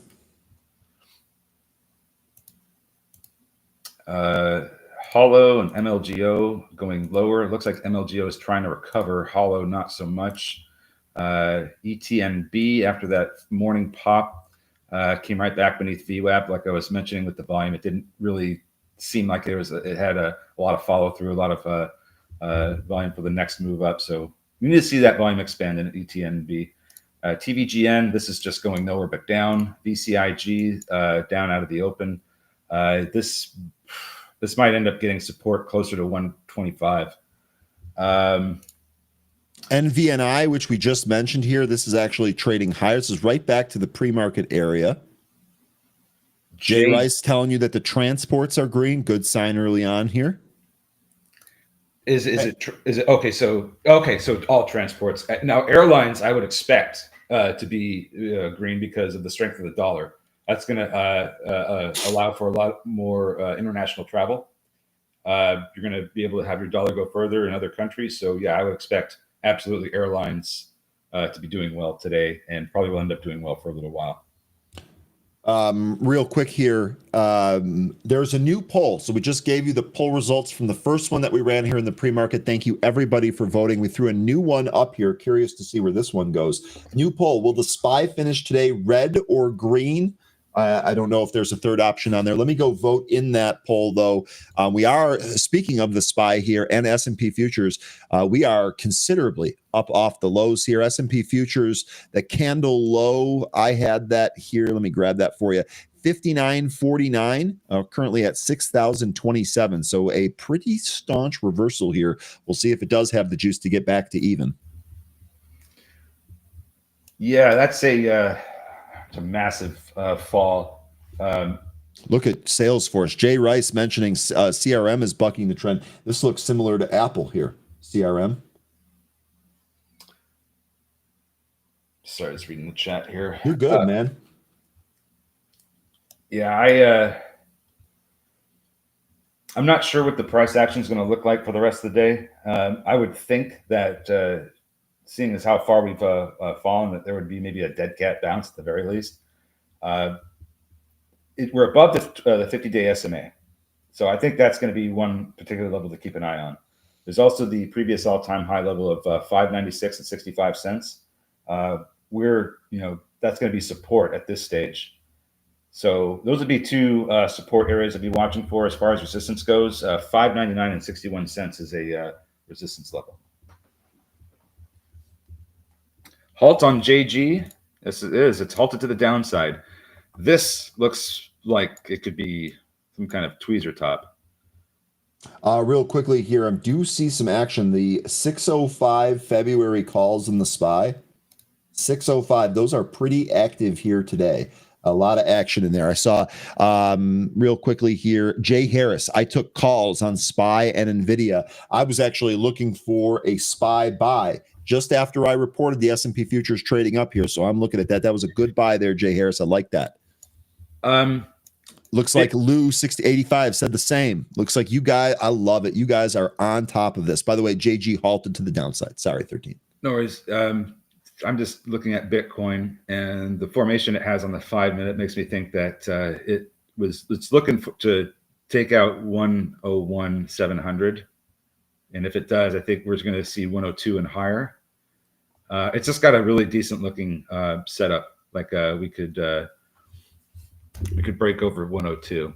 MACD's looking okay. Just you can see it on the 5-minute, and you tell me when you think that looks like it. We're looking to go higher here. Yeah, it sure does. It sure looks like it's trying to take out this impulse area that it absolutely 13. And then you know what else? I think you mentioned this what 102,790 to what 103.3. This area right in here, probably the next spot that it stops at. Izzy, love it. Looks like you were at Disney, and what was the other one? Uber. I shouldn't have even asked. I should have just known it was Uber. Uber and Disney. Looks like a couple of you guys are doing some dip buys right out of the open here. You just love to see it. Love to see it. DWTX is halted. This is, oh man, this is Dogwood from last week. This halted to the upside here on a little bit of a volume pop there. Get ready. We're going to see some action here today. We're seeing it already. Yeah, and 13, I know we talk a lot about what takes place on happy hour and some of the discussions here as we try to bring that information to the group. You were talking about just some of the conditions over there in China and all of that. One of our on-the-ground sources here, I think that this whole thing, DeepSeek here, is to distract country citizens from the day-to-day difficulties. This is what you were talking about earlier, while at the same time shoring up nationalism. Beijing banking on nationalism to boost the stock market up, and now the enthusiasm has been limited. We'll be interested to see if this changes things. We'll be interested to see if this holds here, or if this is just kind of a quick, one-day wonder type issue. This is, the market over there is being very manipulated by the government. You have them telling firms not to, to buy Chinese stock and not sell it. So that already creates one kind of potentially bad situation. And then you have this nationalistic push because of DeepSeek, helping those stocks do well because, the firms aren't selling. So there's no sellers. It's just, buy, and helping lift the market up over there. It's artificial, and it could come with some consequences. Yeah, I'm seeing some more stuff come out here. The interesting tweet here. The ultimate Trojan horse. The U.S. can keep TikTok. By the way, here's this new large language model that's totally free and safe. Trust us, bro. Oh, yeah. That's a really good tweet. It's a shout out to Jesse there. That's a really good tweet. No, Carmen, DeepSeek is not fake. It's actually very real, but we're identifying a lot of strings attached with it. You can start by reading what the app even needs permission for. And if that isn't enough to deter you away from using it, then maybe read a little bit further. Yeah, and real quickly here regarding this being fake, can you use this or not? Just to kind of present the other side here. I shared this Chamath tweet earlier. Chamath is obviously very familiar with large language models. He actually did a pretty good dive in here. He's got some good stuff. Now, what I will say here is that at the end of this, full disclosure, he does link to a pretty long read that is a well thought out NVIDIA short idea. So just keep that in mind here. Like 13 was saying, no, the product's not fake, but what else is kind of tied to this? That's really the question. EVAX, this is I don't know if this is one we talked about this morning. It was something we traded last week. It is really moving right now. Here we go on EVAX. This is curling up here. We'll see if this goes and takes 8 out. EVAX continuing to move. Yep. No, I was just I didn't see the chat that was talking about this as well. They're on top of it. Look at Crimp Biscuit saying EVAX. You have California or CA Forsman. That's Chris. Yeah, that's Chris. Yeah. CA. I like it. CA. Nice. VIX, by the way, we talked about the VIX. That popped a high at 2250 in the pre-market. VIX has melted out of the open so far. Current value here, 1936, and continuing to move lower. By the way, Apple has held its pop higher. That looks like that's trying to go. And one more thing about Apple. Remember, we got all these stories about how channel checks show that Chinese consumers don't care about Apple. They're not buying Apple products anymore, this, that, and the other thing. Apple continuing to be strong here, especially on the back of this news. Apple continuing to trade higher here. Let's see if we can break out of 227-ish. And still waiting for AKRO to break out of that over that trend line. It looked like a moment ago it was getting the volume, but still need a lot more volume than this, and it's still very spready. JG, this came back into 15. This is actually struggling to recapture the VWAP. I don't want to rule this out just yet here. It's too early in the day to rule anything out, frankly. Watch 17-16 on a possible recapture, especially if it does it there on volume. This is JG, Aurora Mobile. Yeah, it's getting support from about the same area it did in the pre-market before we had that big push up to 2150. So this is that. If we see this area where this rebounded, if we see that area fall, then this maybe losing 11 or 10. Pan W here. This is another one that I am looking to re-enter. I would use options in order to re-enter this. This is straight up out of the open here on Pan W. Still kind of stalking this one for re-entry. Really quickly, Tom, I did see your mention earlier. All this talk about Costco. Guess where I'm going for lunch? The $1.50 hot dog at Costco. Duh. DWTX, we are still. Oh no, this is resumed. All right, DWTX. This is actually opened and came back in a little bit there. Is JG still halted to the upside? No, that one's nope. That's opened as well. That's rebounded.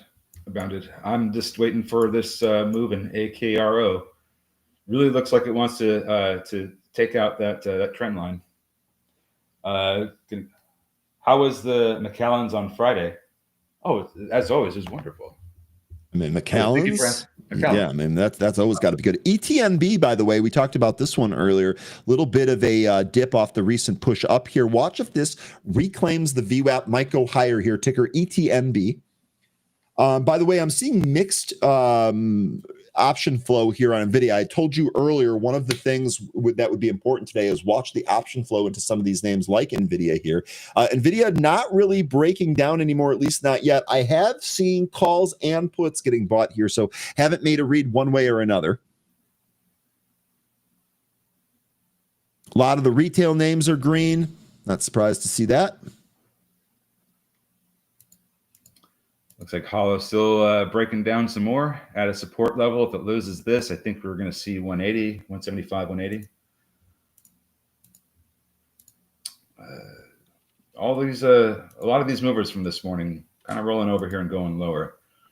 JG, the only one that's still kind of looking like it has some potential is AKRO, but that's just been mostly sideways. It needs to do something. ONCO is gone, says the Crow. That's over 100%. This is, what is it? It's flirting with $1, trying to get over $1 right now. On which one? Sorry? This is ONCO. Top one on the relative volume scanner here. This actually is going. I'm going to go vote in our poll real quick. AT&T looking good. This is a, let's see, this morning they made a, what is this, almost a 3-year high.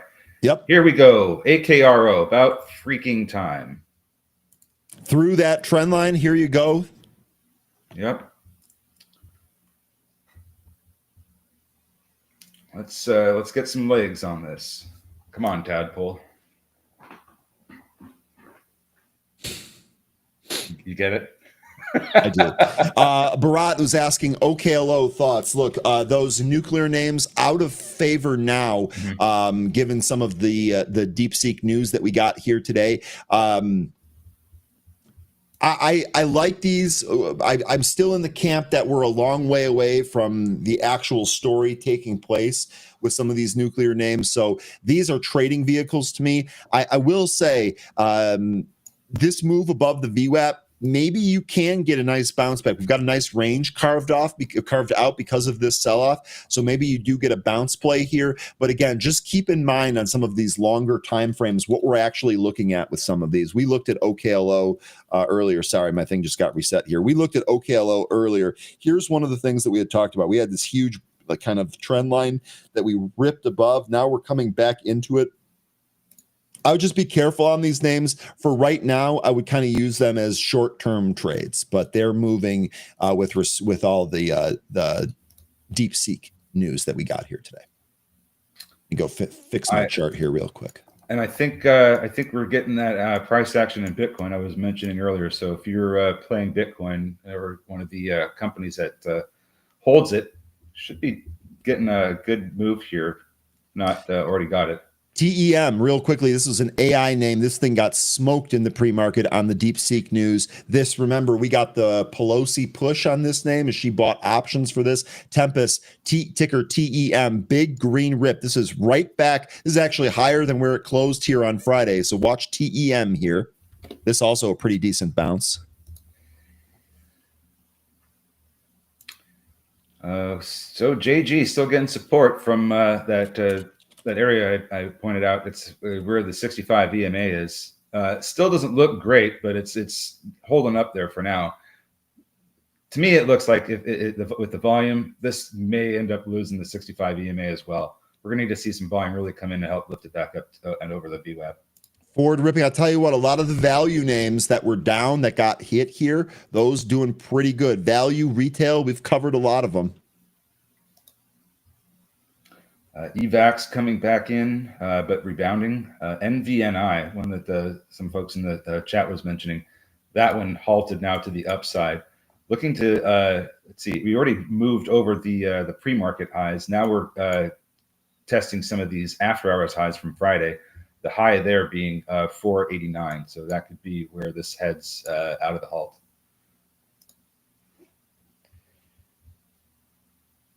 Here, and then, Stay Focused gave us some information earlier. I'm going to go ahead and repost it here in the chat. Tom Liang Wangfeng, hopefully I'm not mispronouncing that name. The founder of DeepSeek is also the co-founder and CEO of a hedge fund called High Flyer with $8 billion of assets under management. You can't even write it, folks. Yeah. You can't even write it. You couldn't make it up if you tried. DADA, by the way, that potential acquisition here, not a whole lot of action here today.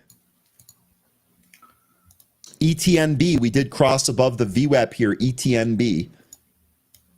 I don't know if this unhalted and just halted again, but it seems like DWTX unhalted, made this move, and then halted again. This is halted to the upside here, 1324. I am not in DWTX. We've got a $3+ move out of the open already here today on this. I'm being asked what short am I showing for EVAX. Let me get that for you. Short interest for EVAX? I can pull that up. Is that what he was looking for? I believe so, yeah. Okay, your short interest here on EVAX, 22.97%. This is as of the last reading was at the beginning of January. We're actually due for an update here. Days to cover 1, but the float percent of short, the float interest, up considerably on the last print. And I have a float of just over 1 million on this. So, yeah, this is going to have really big moves. Interestingly, though, we have not traded very much volume today. It shows that we have traded it only about twice, a little less than twice the float.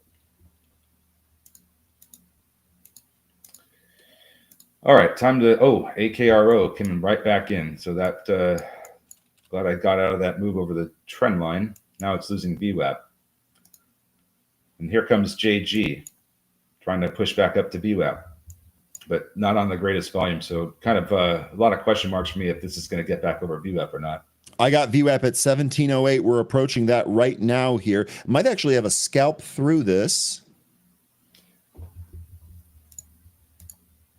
Let me cue this up here. And just mentioning DWTX is open. And it's going higher. And right through on the VWAP there on JG. And it might, no, not going to halt. DWTX, this thing is insane. Okay, I will skip over to DWTX in a little bit here, looking for a little bit more of a push here on JG. I don't know if this is going to have the oh, there we go. There's the push that we need, and out. This might halt here. Okay, 1 for 1 on the scalp. Let's go. Nope, Nice. not going to halt. They couldn't hold it here. Watch if this thing moves above 18. We'll see if this pulls on any of that volume. I'll tell you what, given that the volume stick that we just got there, I have a hard time saying that this thing is done here. I'm just trying to pay myself. Yeah, I'd figure somewhere around 1850, maybe it might be the big level. That's where a lot of this consolidation from the pre-market is There's 18. 1850 and through. We have about 30 seconds left in this candle. If we close above VWAP, that would be a good sign for more upside. But we are coming up to that consolidation, and now it's pushing back down beneath VWAP. I have to really quickly check in on Uber. Otherwise, Izzy's going to find me and then punish me. Izzy's call on Uber yet again. I'll tell you what, some of these have really, really worked. The Uber dip, you really had to buy in the pre-market here today. But Izzy, I tell you what, when it is working, keep going back to the well that is working. How about Amazon? Amazon didn't really dip out of the open, dipped in the pre-market. But if you got that, you're higher here too on Amazon. Really good stuff, yeah. Izzy. Getting it done every day. Yeah, but look at DWTX. Oh, that's right. I was supposed to check that. Okay, sorry. MicroStrategy almost back to red to green, but here's your DWTX 13. Yeah. Oh. Yeah, and all those Bitcoin names. I mean, the Bitcoin chart, that was your sign there. And now the Bitcoin name's doing great because we broke out of that 101.7 level. So here we are. Bitcoin 102.380 on the futures chart. That continuing to trade higher here. Bitcoin. Yep. That was a good setup it had, and it took it. Yeah, and DWTX still going. NVNI, that's still halted. Hello, Alto still going. It is. I didn't sense any panic from our group, aside from the trolls that were here trying to start stuff on fire. They of course failed, but aside from those people, I didn't detect any panic from our group here. And you know what? I'm not surprised. I expect a lot of green P&L for our group here. You folks are just awesome. Stay focused. He is back. A lot of dip buyers out there, indeed, and kudos, because we actually started talking about some of that here, and it looked like the dip buyers were getting prepared. You had guys like Jay Rice throwing out different tickers for the group to hit here. Izzy doing the same thing. Love it. Just love it. Guys just played pickleball with the trolls that came in here. You just hit them back and forth. Oh, God. It's a good morning so far. Good morning so far. We'll take it. Yeah, and the SPY, let's see, what's the volume like here? That's a lot. This is a lot better volume in the SPY than we've seen in recent days, to be honest. Usually we'd be, we wouldn't see it over 10 million within the first half hour. It's something I've noticed. Yep. And look, 13, how many times do we talk about the volume really telling the story? I'm completely unsurprised to see that you are, monitoring the volume here. We had a huge piece of news. It really kind of reset the price here of SPY, but the market participants stepping in here and telling you what they think about that. Let's see where we finished. So far, things are looking good. Thinking about it. Love this call here, Lyft. I'm watching this one too. Remember, we saw a huge unusual option trade in Lyft last week. Thesis here, maybe there's a potential merger with DoorDash or something like that. The dip earlier here in Lyft, this is bought right back to open. Let's go. James here saying, I couldn't even create a DeepSeek account because it won't send me a verification code. And this is supposed to be the great disruptor. James, shout out to you. I've seen this. You're not the only person to report this. It seems like their servers are a bit backed up. Perhaps the demise of all of this US stuff was greatly exaggerated. James, glad you, and I'll tell you what, James, the fact that you went out there and tried that tells me that you care about this. Really awesome stuff. JG is open and is back over VWAP, trying to push higher. One of the things that I've been seeing with people that have been trying DeepSeek is that when they try to do research with it on COVID, or asking about Taiwan or any of the islands in the South China Sea, or anything that has to do that's very controversial at this stage, those answers get a lot of boilerplate responses. So I think there's a lot of manipulation still happening with this software as well. I'm very, very skeptical. And you've been consistent on that. On the scapegoat saying scapegoat is having the exact same experience as James. Huh. Funny how that works, isn't it? Bonjour, Smoke Tuna. Good morning. And here we go. Smoke Tuna said, I'm ahead of you guys. I've been using DeepSeek for the last few days. Well, Smoke Tuna, we can't wait to hear what you think about it. Yeah, would love to hear it. And Carmen here, Carmen mentioning something that I had said earlier, and frankly, it wasn't something that came from me. Our entire group has been talking about this. Carmen here saying, everyone knows that the market is so overvalued. Bingo. And we've been talking about that for a while. It almost felt like this morning, like they were just kind of waiting for something here, for some excuse almost to sell off, because the valuations, this is not a new thing. We've been talking about this a lot. And that's kind of what it feels like here, or what it felt like here today. We'll see where this goes. So far, so good, though. Good stuff there, Carmen. Yeah, that VIX on Friday was just looking ready. Here, I think I even posted. Excuse me, I posted a picture of what it looked like. I'll do that again so you can see what I was looking at. Well, if this was from Friday, I should be able to find it here real quick. Okay. Let's see here. That's no. It's a lighter chart, so. Ooh, I might have scrolled too fast. There it is. Whoa, dude. Whoa, my scrolling is getting hacked. I'm just kidding. Was this it? VIX here. Yeah. Was this it? Yeah, so that's since the yen carry trade. It's had a very nice trend line with every VIX, big VIX spike since that yen carry trade unwind. That's the very top of when we had that spike over 60, and then we had that. I forget what happened in November, but we had that one as well, and it's just creating a nice trend line that's going to get broken over. Okay, and that was today. Okay, folks. There's a lot going on here. It's a Monday. It's 10 o'clock on a Monday. You know what that means. It is time for our special guest, the one and only Matt Maley. Let me bring him on.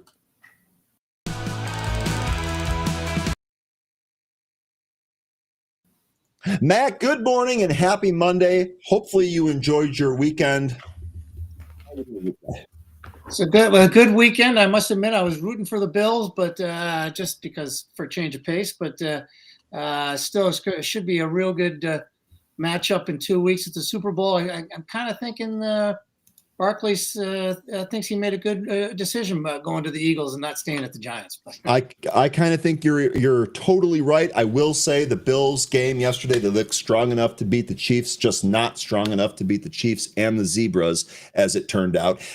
Shout out to you for rooting for the Bills despite being a Patriots fan. I too am just kind of tired of this. And regarding your Saquon comment, guess what? The Super Bowl is on his birthday. You do with that information as you will. Matt, great to have you here. Look, the big news theme of the day here is going to be DeepSeek. So that's, of course, what I'm going to start with here. We saw the S&P getting pounded here in the pre-market, although it is up off the lows here, and that is pretty much across the board. Dow, NASDAQ, SPY, all of this up off the lows. What do you make of everything that's going on here with DeepSeek, NVIDIA, and everything that's connected to it? Yeah, obviously we saw the big move lower this morning. It doesn't surprise me at all that we're seeing a bounce off those lows because people have bought every dip for a long time and it's worked very well. I worry that we'll probably see another dip today. Because I think we'll see the, especially some of these hedge funds kind of go out and say, okay, let's do a little bit of searching here. Let's see if people are really buying on this weakness.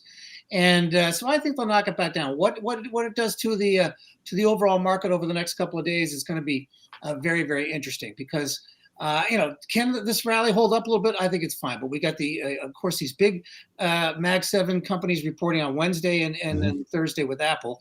They're going to get a lot of questions on this. They're going to push back a lot of, don't worry. But this is new news. And, we have a situation where the market's very expensive. And a big problem with that is this issue with AI. And if suddenly NVIDIA, if they truly are using, DeepSeek is using cheaper chips, and they don't need to using these high-powered, expensive chips. Suddenly, NVIDIA's margins are going to come down, and suddenly NVIDIA isn't. Everybody's been saying for a long time, NVIDIA is one stock that's not expensive. It's fairly valued. Well, suddenly it's not going to be so very fairly valued. Yeah. And the stocks that are expensive, like Microsoft, the end users, the Microsofts and the Teslas and the Amazons of the world that have spent a lot of money on AI, aren't going to get the return on investment that they've been hoping for. So the point is that if this market was fairly valued, I wouldn't be too worried about it. The market's not fairly valued; it's very expensive, and so. I just worry that this is going to be the old thing. Well, DeepSeek, Deep Six, the tech sector, who knows? But we need to know more about just how important DeepSeek is and exactly what's going on. There's still a lot of questions about that. But if this is truly what they say it is, this is a big problem. One last thing I just mentioned about as we go through the week. Today, this is brand new. 99%, especially of individual investors, had no DeepSeek. What the heck is that? Mm-hmm. I had no idea what it is. They're waking up this morning. So in other words, it hasn't impacted the flows of the money flows. Institutions have still got money in over the weekend. So right now we're seeing rotation. You look at the Dow Jones Industrial Average, it's down 122, and the S&P is down about 100. I mean, there's a huge. My point is that people are rotating. We've seen some rotation into the healthcare stocks. That will change very quickly if these tech stocks don't bounce back.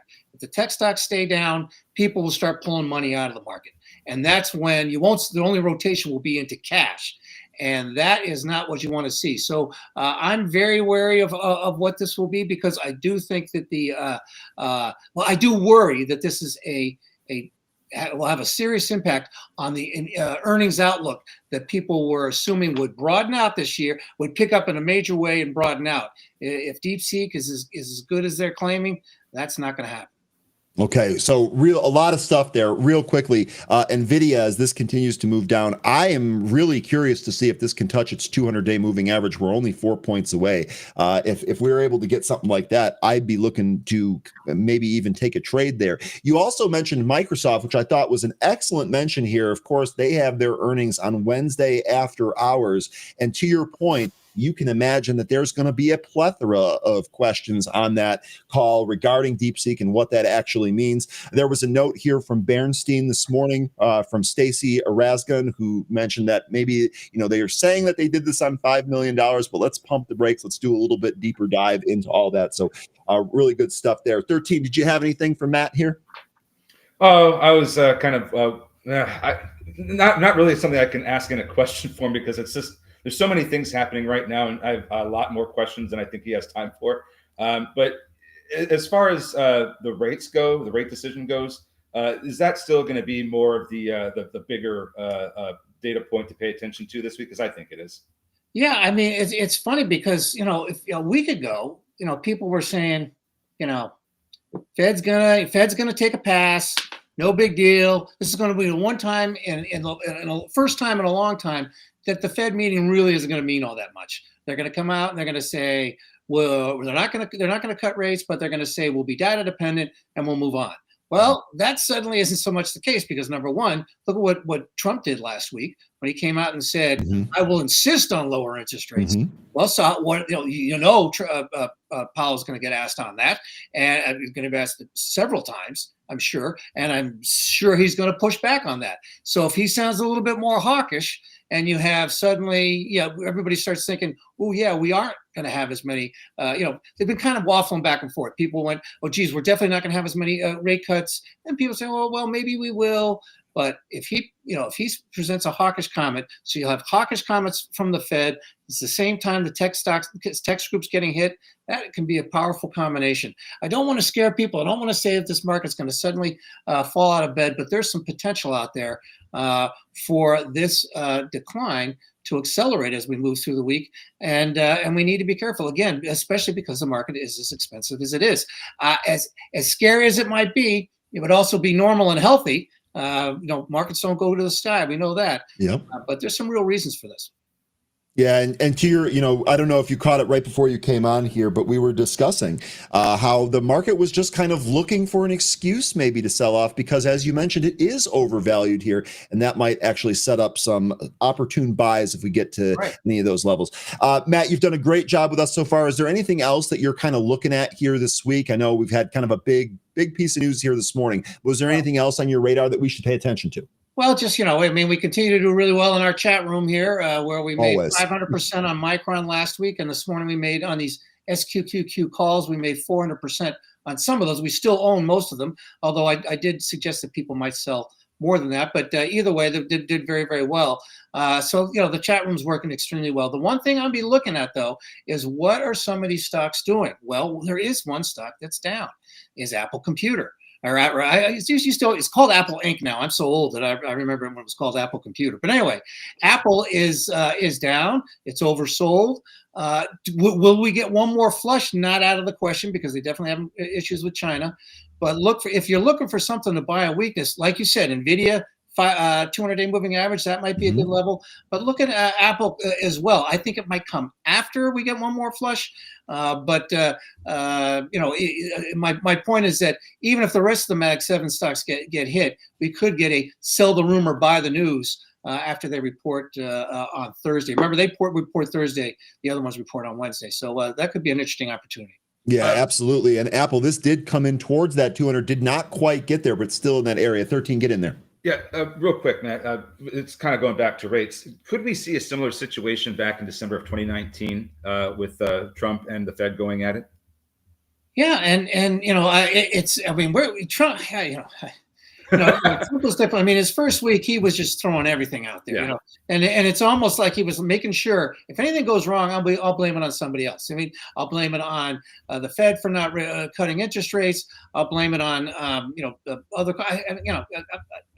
It just, he's throwing things down the gauntlet, trying to make sure that the same with oil prices. OPEC, I'll blame it on OPEC, whatever it might be.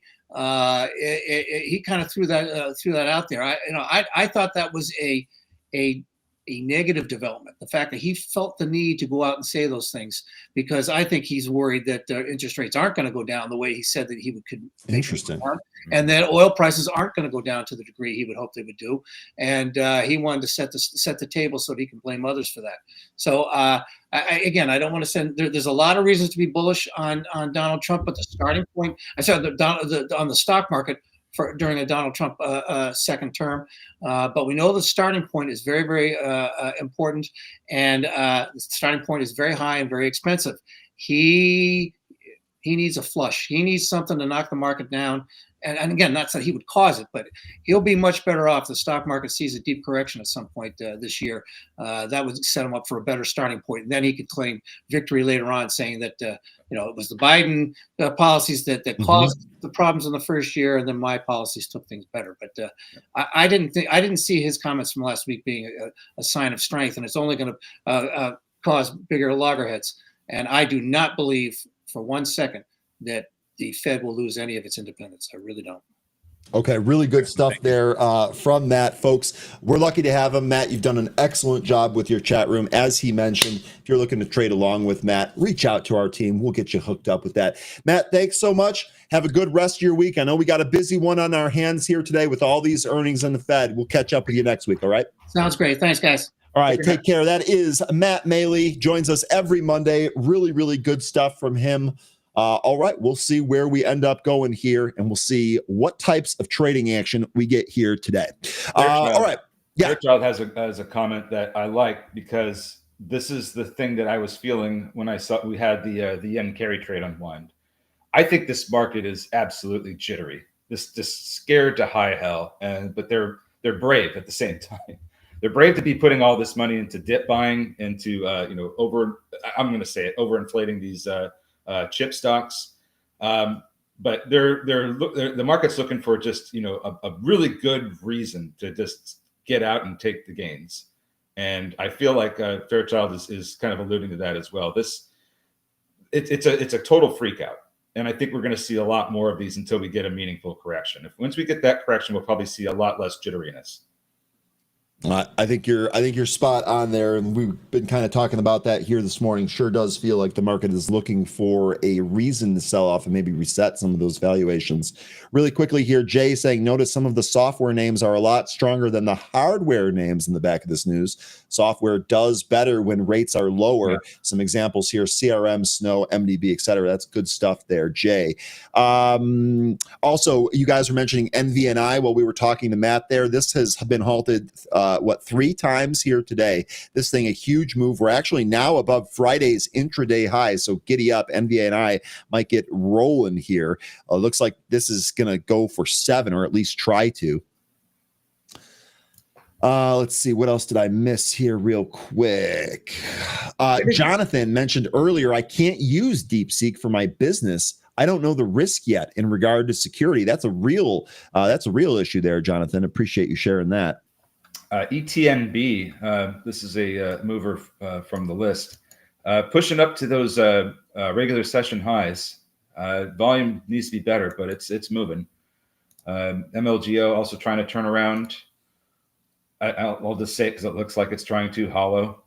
AKRO still having a hard time getting back above that trend line that we identified early on. JG still getting support from the 65 EMA. It's kind of mostly been moving sideways all morning. Portillo's getting an upgrade here today and another price target raise as well. I got to pinch myself to make sure I'm not dreaming.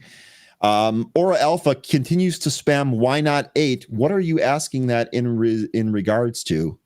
I have no idea what you're asking there, but we'll try to get to that. And then let's see, Netflix is trading higher here. Costco on that news of ditching Pepsi for Coke. Costco at the highs here today. What else am I missing here? And Izzy, dude, the buy the dip, man. The buy the dip moves on Izzy. We even talked about it in the pre-market here. Amazon, this didn't even really dip out of the open. It did dip in the pre-market, but it's moved up off of the opening print there. Really good stuff. Looks like Uber was your other dip buy there. That was looking pretty good. Uber continues to push higher here. That was really good. Let's see what Lyft is doing. Lyft continuing to push higher here. Giddy up. Let's go. Well, let's take a look at some watch lists. Okay, so real quickly here, Mags collects. What happened to OKLO? Remember, OKLO, the nuclear names moving with the news here from or regarding DeepSeek. This is basically the question going on here affecting these names is, do we need as much money and do we need the power needs that we were talking about? The one thing I will say here on some of these nuke names, our group here has done a really good job outlining that, this was years off anyway. We were kind of expecting this, but that's why these names are down here today. By the way, just kind of looking at my screen here, the Nice breath for the first time this morning has gone positive.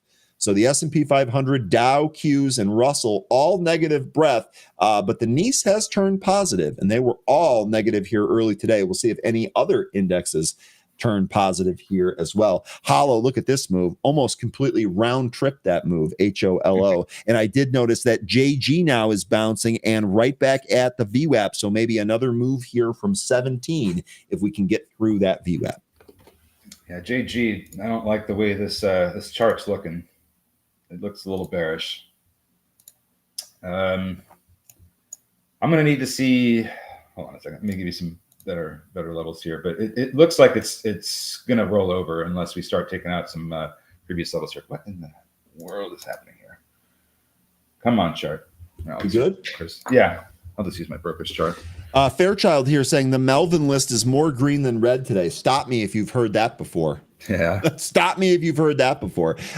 Chris asking me if there's a hot dog king of Chicago. I don't know the person. I mean, maybe the guy that owns Superdog. I mean, Dick Portillo's is viewed as a hot dog guy.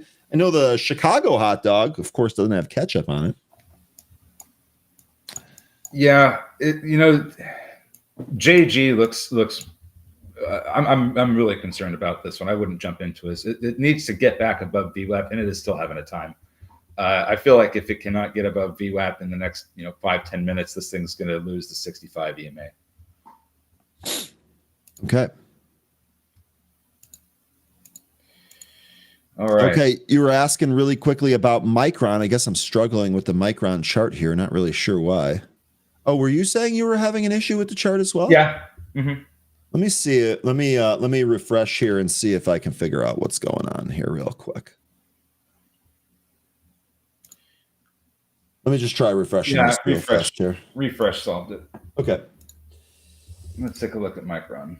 So Micron, it's at risk of losing the lows from pre-market. Yeah. So the question here was, let me find it here. That's. And I will get to you, Izzy. Here, just give me a sec.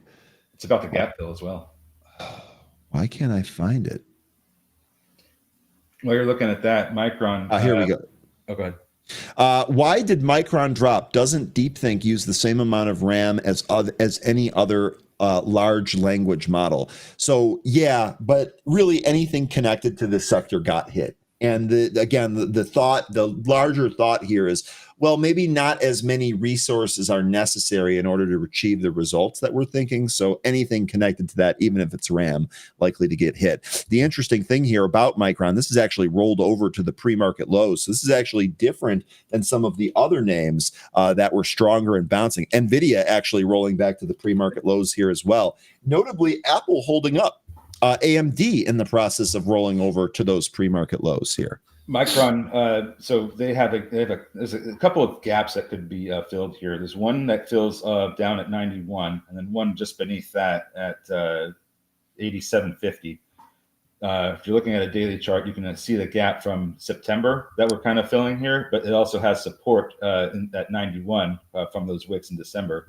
Just beneath that, the actual gap that we're trying to fill here is from January 3rd to 6th. And we've already started filling that gap a little bit on the 13th, but reversed and went higher. So we've already got some of that price action in there. Now we're trying to fill the rest of the gap that's going to be down to the 87.50 area.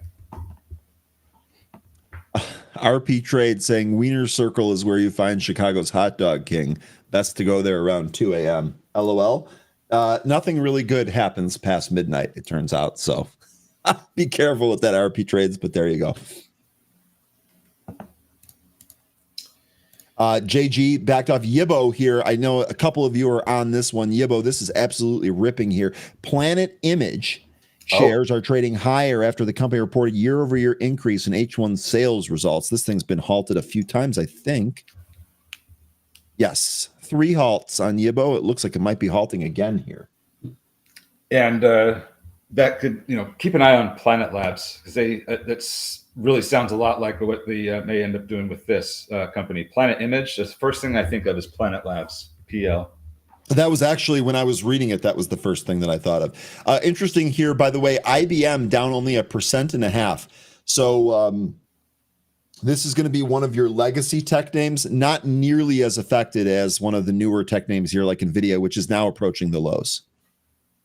Yeah, and on that point about the power capacity, not with this deep seek thing, the perception of power capacity not needing to be as large in order to develop these data centers and AI. Keep in mind that DeepSeek is an open source software that's based off of Meta's Llama. So they didn't start from the ground up. They had a lot of help from the big companies that are buying these powerful chips and servers. So keep that in mind. They didn't start this from the ground up. They had a lot of help. Okay. Yeah. I mean, here, just kind of going back to the Bernstein note that I've referenced several times here. I'm going to read you a quote directly from this. Again, these analysts put their names on here, as well as their email and their desk phone number, by the way. In short, we believe that 1, DeepSeek did not build OpenAI for $5 million. And 2, these models look fantastic, but we don't think they're miracles. And 3, resulting Twitterverse panic over the weekend seems overblown. Mm-hmm. I agree with all that. Yeah. So again, and here's the other thing. So I tried to give you this as well, and I'll go ahead and throw this in the chat as well. There seems to be a range of opinions here from a bunch of different analysts. The Walter Bloomberg account here got a couple of them. I went ahead and threw that in the chat.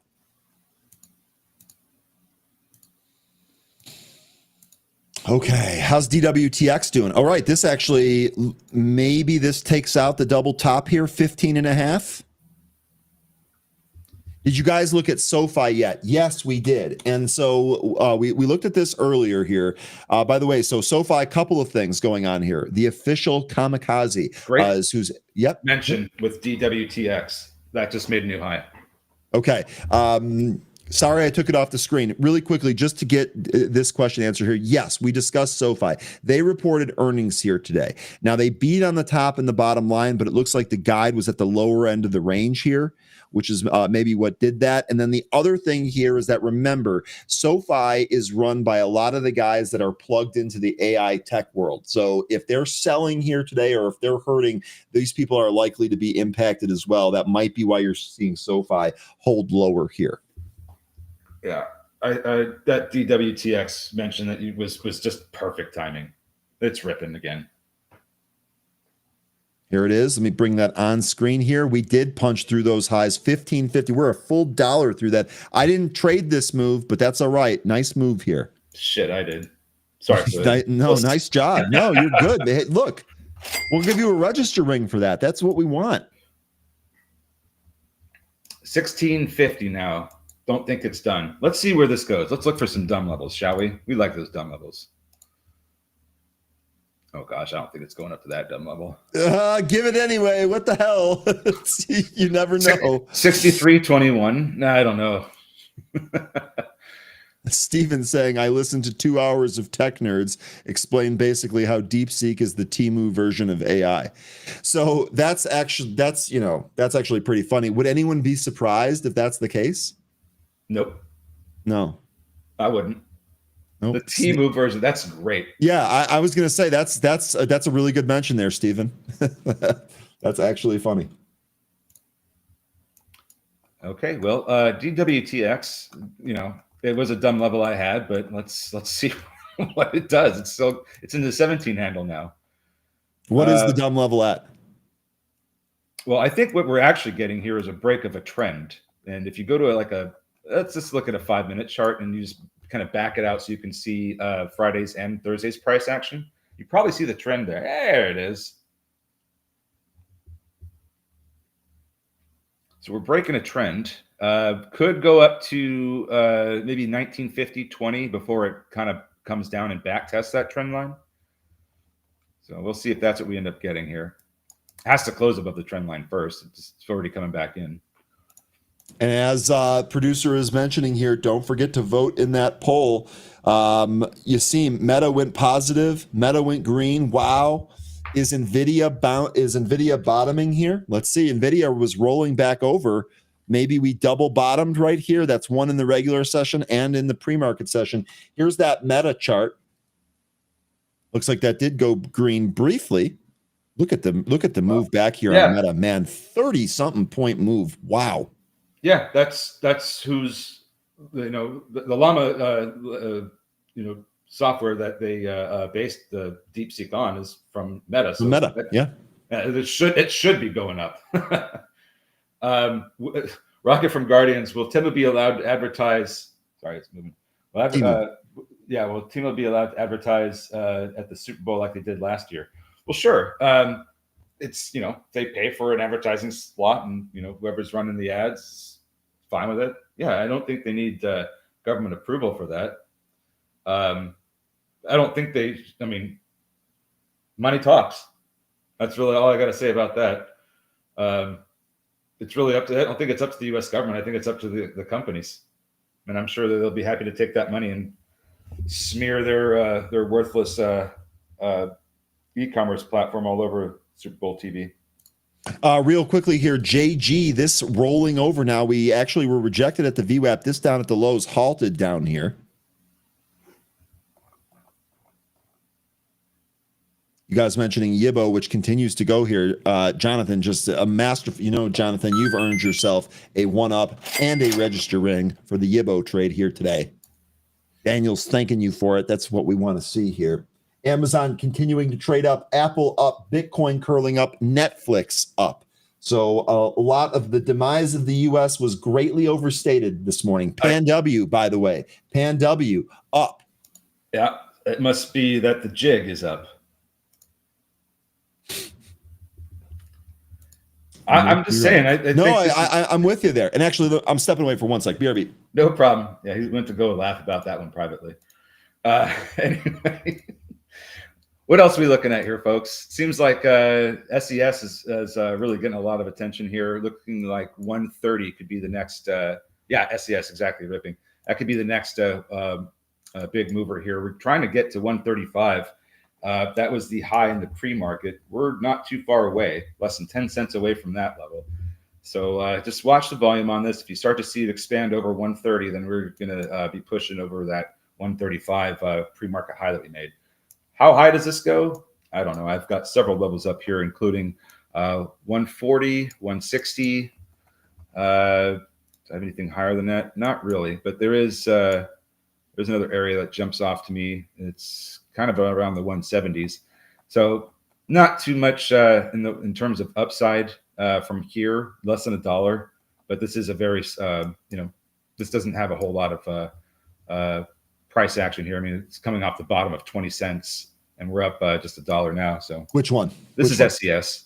SES. All right, that was one from last week. And we're coming up to some consolidation. So I think the volume is just going to be the big key here. We need the volume to push through these levels that I mentioned, and a lot of that volume needs to occur around 130, where much of the consolidation is. Hi, Wisdom. Big B's mentioning NKE up 2.25%. You just love to see it. You love to see it. Boy, I traded this one correctly. Still long Nike calls. I had said here at the beginning, I actually sold the ones that we initially talked about and then rolled into a higher strike, same expiry, as I wanted to maintain my exposure. Thought here was get out just shy of the resistance area here at the 50-day moving average, which I have at about 75.5. When I first started this trade down here, I actually missed the opportunity to add, which was my own fault. And on this day where we had this power candle, there was no way I was going to chase that. So we ended up booking some of those gains, sold and rolled into some other calls, and now we continue higher here. What I'm looking for is a break of this 50-day moving average to the upside and a close above that level. That would be great. The calls that I'm in now on this move, let me grab those for you here. They were the 72.5 on the first leg. They are the 76 on this leg now. So I'd like to sell those in the money. The SPY now approaching that previous all-time high I mentioned earlier, 599.61. This could be a potential resistance area. We're just over the price that we were when we opened in pre-market and started trading down. So I think we're coming up to a bit of a resistance area. It's something to watch for with the SPY. Bob saying just had a small earthquake here in New Hampshire. Fortunately able to keep trading. Bob, fortunate that you and everyone seems to be okay. I didn't hear about that, but then again, I'm not necessarily watching my natural disasters. Magnitude 4. Oh my God, magnitude 4.1 earthquake strikes near Portsmouth, Rockingham County, New Hampshire. Okay, 4.1 magnitude earthquake there, York Harbor. Maybe it's just me being ignorant because I'm not familiar with New Hampshire being an actively seismic area. Do you have any idea what's going on there? I don't. I'm just reading the reports that I get and the report from one of our chatters here. It looks like earthquake and tsunami. The Twitter account that I follow, 4.1 magnitude earthquake off the coast of Maine. I don't think of this as a hot spot either, but I don't have any other information to give you, unfortunately, off that. Take care, Len. That's not great to have yet another natural disaster coming our way. We've got fires in California, deep freezes across the Midwest, and now earthquakes causing tsunamis in the North Atlantic area. Minor earthquakes happen in the Northeast all the time. There you go, Chris. Okay. I don't spend a whole lot of time. Lion, take care of yourself. Good. Hello, wisdom. Hopefully you're doing well. Did Bigfoot come out for smoked tuna? Smoked tuna. Good stuff. By the way, Spy, I know that you were just mentioning here, I put the 5-minute chart for the visual aid here. This was the high that we put in on Friday, January 17th. Right here at 600. We'll see if we cross 600 and get rolling here. Okay, Bob, giving us some more context here. A few mini earthquakes a year, nothing ever serious. That's exactly what Chris said. So, okay, good stuff, Bob. Glad you're okay. Yeah, thank you. I don't know I don't know about New Hampshire's earthquake activity as much as I know about California. So thank you for filling me in there. Yeah, I was going to say, I like to read, but I can't possibly read everything. So, Bob, appreciate that. That's a good mention there. Apple, new highs, new intraday highs here, 227.85 as that pushes higher. Netflix doing the exact same thing, by the way. SES, so close to 130. Okay, so the poll results are in. Our second poll, we asked you folks, will SPY finish today in the red or the green? 55% of you voted red. 30% of you voted green and 13% of you voted flat. Looking at the SPY here, I think you guys did pretty well there. Honestly, first of all, we're definitely bouncing off of 590 here. I don't want to rule this out yet, but maybe this is just too much to really kind of close green. Maybe we will close here in the red. We'll see. It's a long day. We'll see how this shakes out, but we're certainly closing up off the low. So really good stuff there from our group. If there's government control in earthquakes, we have real big problems. Yeah, I would say so. Let's not go down that road. Tia Party, good morning. You're mentioning Yibo being halted. Yibo has been halted 5 times here today. This is now at the highs here, 9.99. Boy, had a lot of other stuff going on here. I completely missed Yibo. Shout out to James, who has been, is it Jonathan or James, or did I screw that up here? It is Jonathan. You were mentioning this all day here. Really good mention from the group. Yeah, this is a killer one. Amazon continuing higher here. Izzy's got to be doing the money dance on the table. What a bounce on Amazon. And what a bounce on a lot of these names from these pre-market lows. Maybe it was Steve. One of you folks said this reminded you of the August 5th yen carry trade low day. Yeah, I mean, we, just a very, very quick and, volatile reaction. But that, that shook out over, a period of time. This is just day one for this particular incident. And it could be over just as quick. I mean, people are already figuring out that this hype around DeepSeek isn't everything that it's made out to be. I'm keeping an eye on the SPY, though, because ever since we got close to that previous all-time high, I've mentioned we've seemed to slow down the rally we just had here. So waiting to see if we end up rolling over or not.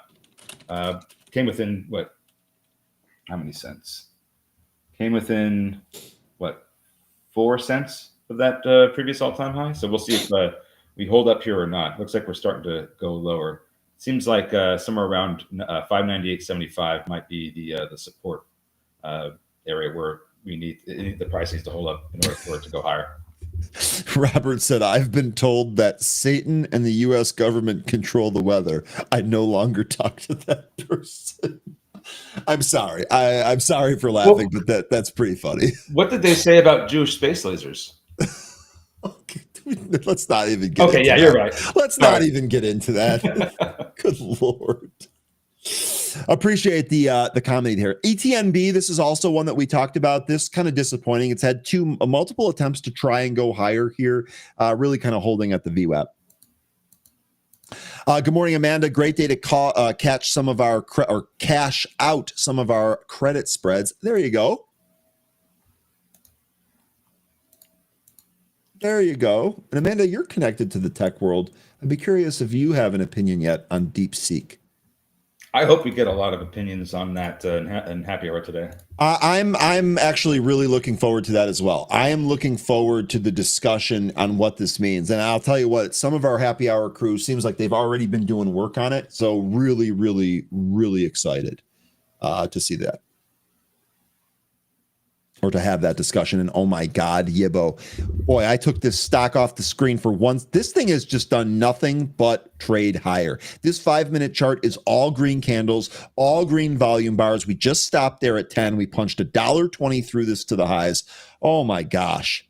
Hey, Wisdom, that's a great idea. But if you do that, make sure that sign has a QR code on it with that links to depositing to your account.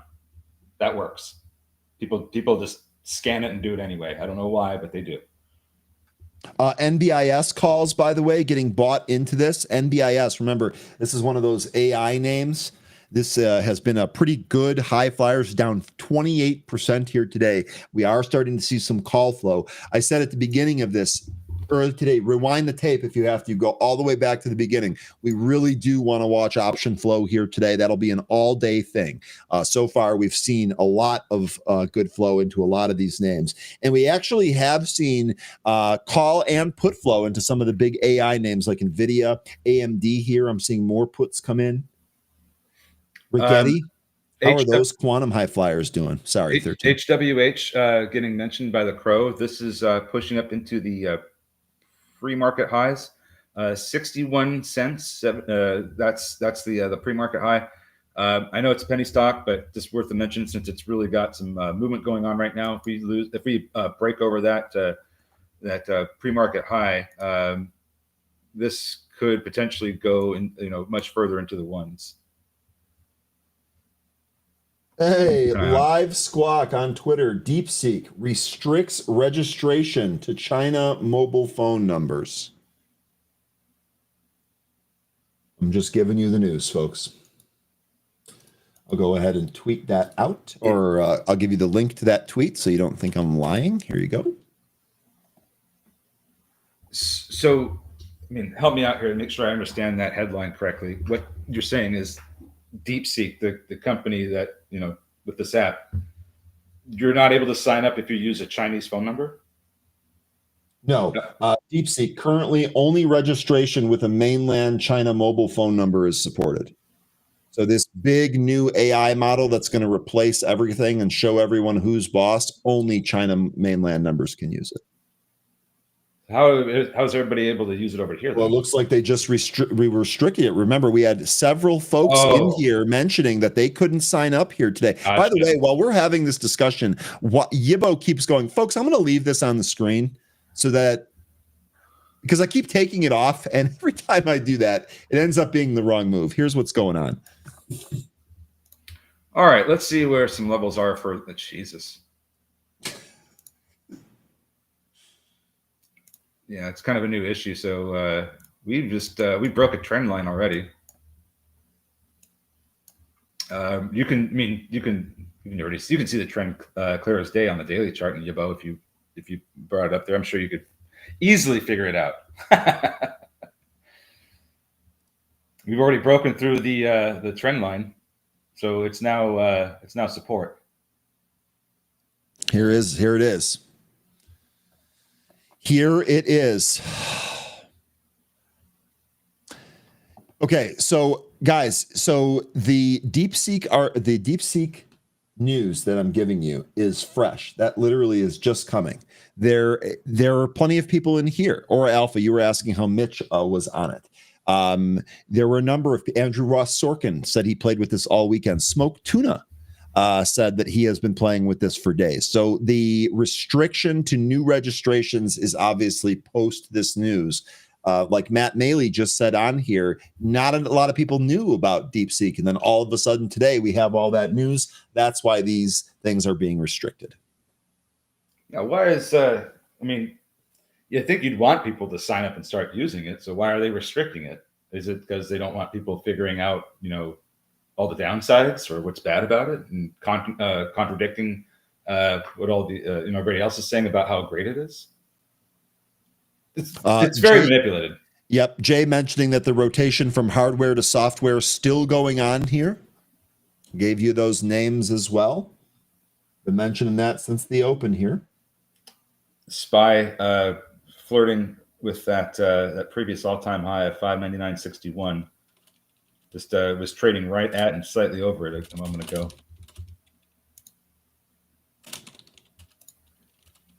Looks like JG down to the 200 EMA now.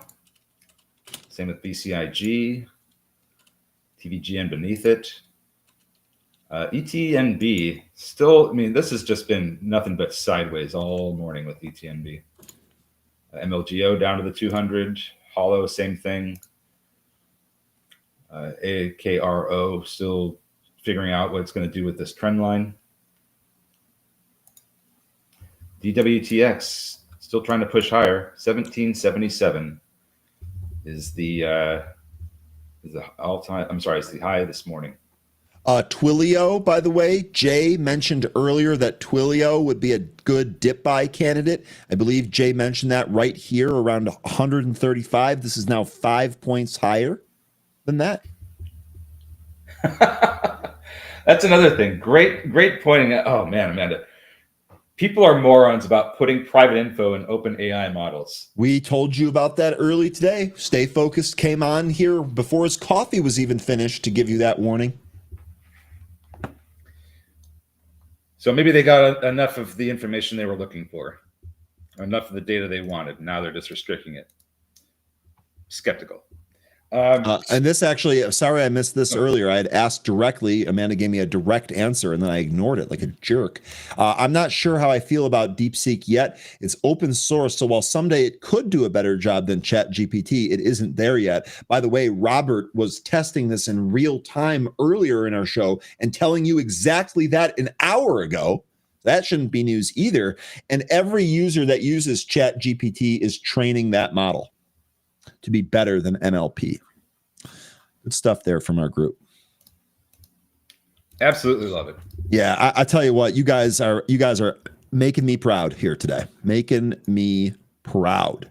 There's that that break over the pre-market high for HWH. Now it's coming back in to test that support level. So we'll see if it gets that support, and if it does, could get into that dollar territory traders are looking for. JG, this was the big mover in small cap land off DeepSeek. This might be curling here right around 1250. JG. Hollow gave everything back. YOLO, JOLO, get wrecked. Redwire here. This is one of the space stocks, the nuts and bolts space thing. This thing has actually had a great day. You want to talk about a good dip buy? Giddy up. This thing does not stop. It is the only one on my space watch list that is up today. Do they have news? Did Redwire have news? They got an upgrade. B. Riley upgrades Redwire on growth potential from Edge Autonomy acquisition. Oh, good stuff there. Yeah, so I guess, I don't know if any of these other companies had a headline, but that's a good headline.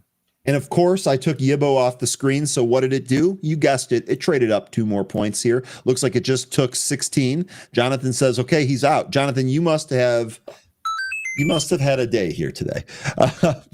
We might never see him again. Yeah, I was going to say, you might be on an island earning 20%. I will say, I wasn't in this one. I didn't trade this one at all here today. But decent day so far.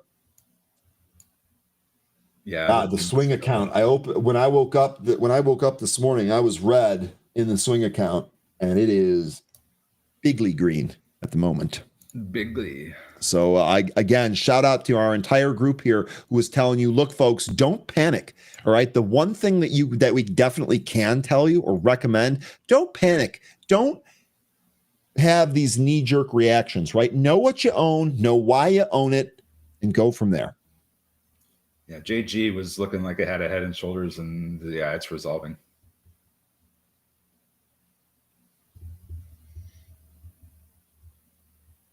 RGTI. So, okay, Yibo is just going to keep going here. I'm sure I'm going to come back to this again. Let's check on some of the quantum names. Even the quantum names bouncing here. Rigetti, $1.50 move. Let's check some of the other ones. Here's QMCO. This one's still lower, less impressive. QBTS, D-Wave. This bouncing here. QUBT.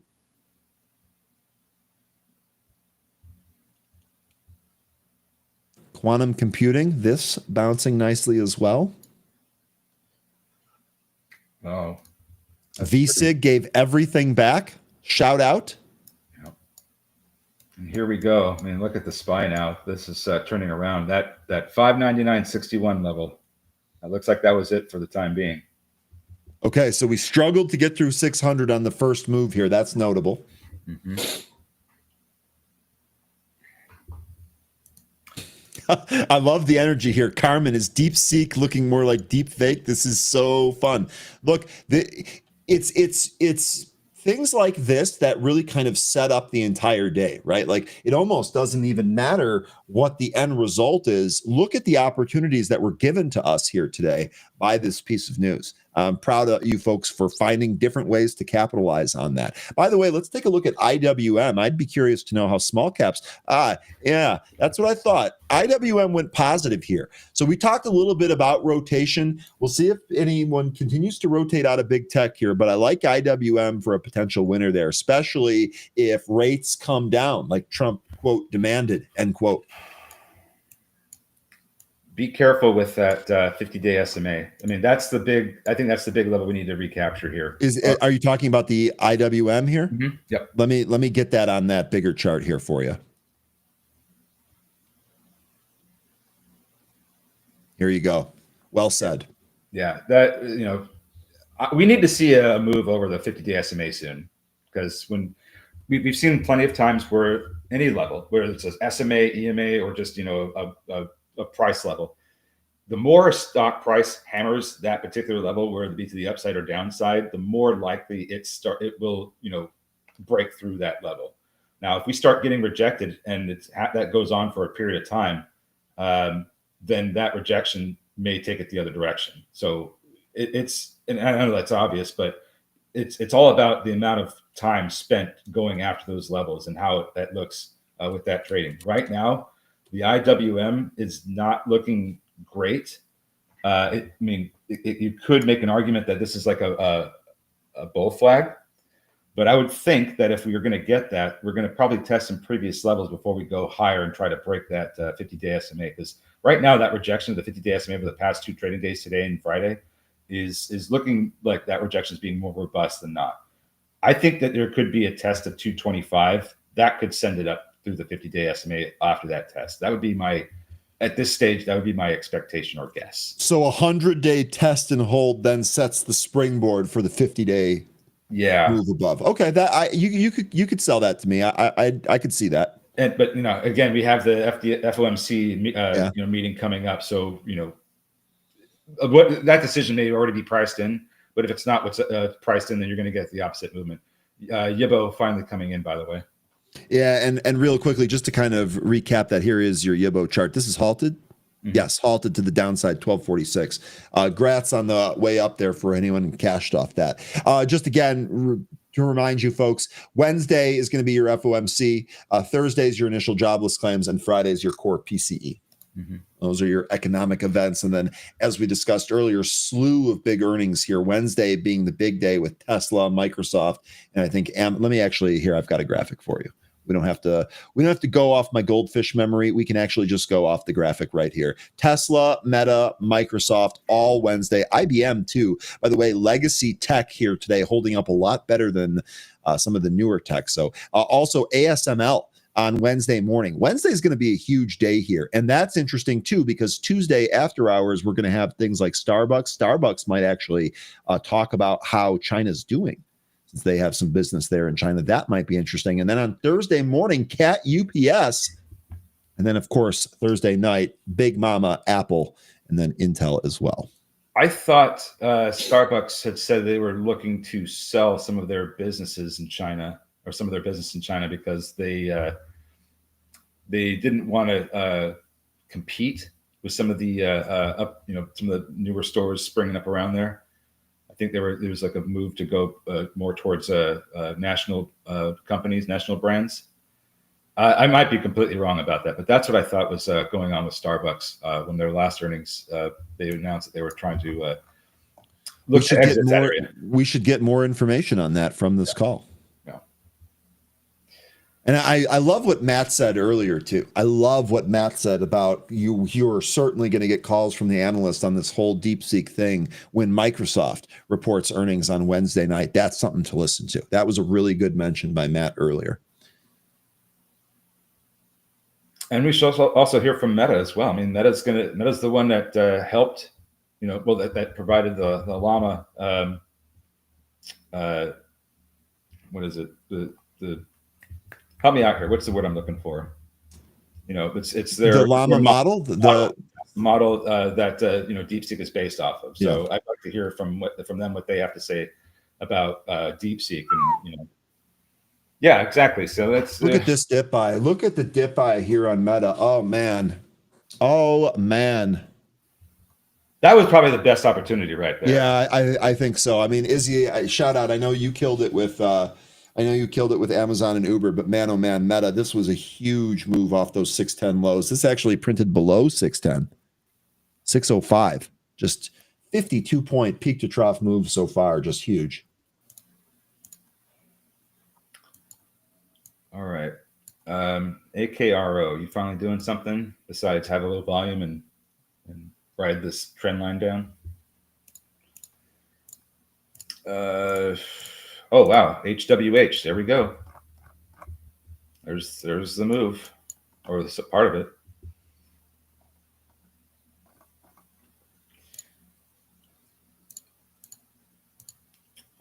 So Yibo still halted to the downside. We apparently traded this one before, I think. I have a level on this. No, I'm sorry, that's the trend line. 1050 might be a support area when Yibo halts and comes in. I'd be looking at 1050 as support. Not sure it'll hold, but that's what I'd be looking at. Good stuff there.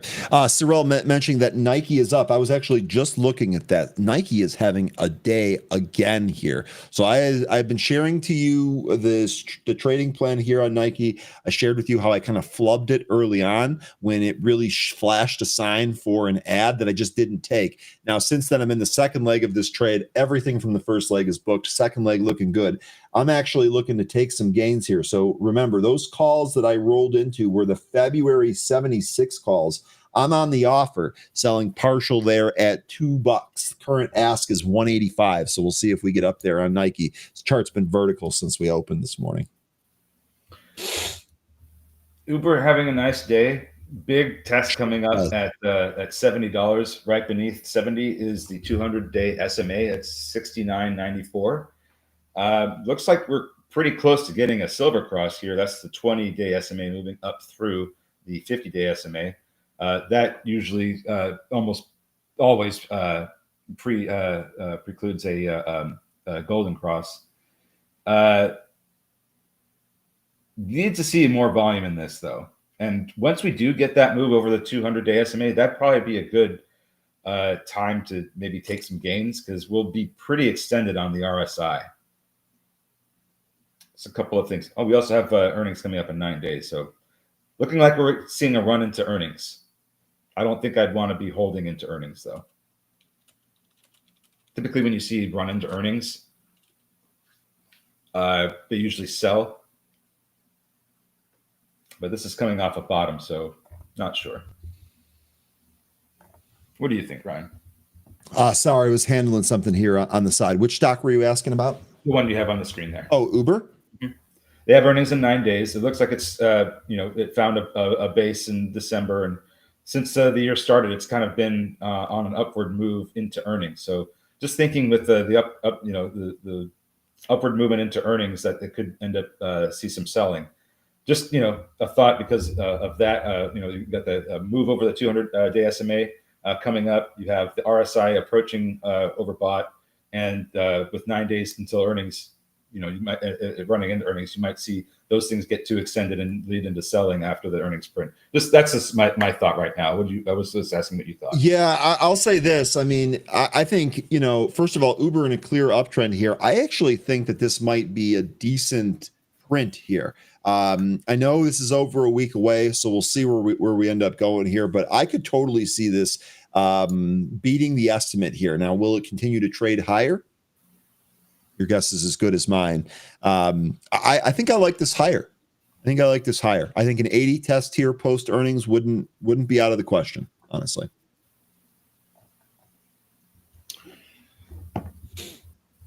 A-Lab dipping, JG shorts. Yeah, JG, that this still looks like it's going to go lower. NVIDIA rolling over here. Watch those pre-market lows on NVIDIA. And let's see, was it Crow that had started off telling us about HWH? That one in 80-cent territory now, almost to $1. Vertical penny stock here. Wow. Well, once it had that break over that this pre-market area, that was it. It's taken off. It. That launched it. Mm-hmm. JG on a curl here. That's right back to a first support area. JG. Yeah, I don't like the way that looks. It's going to have to recapture some levels in order for me to feel better about it. But this still looks like it could continue lower.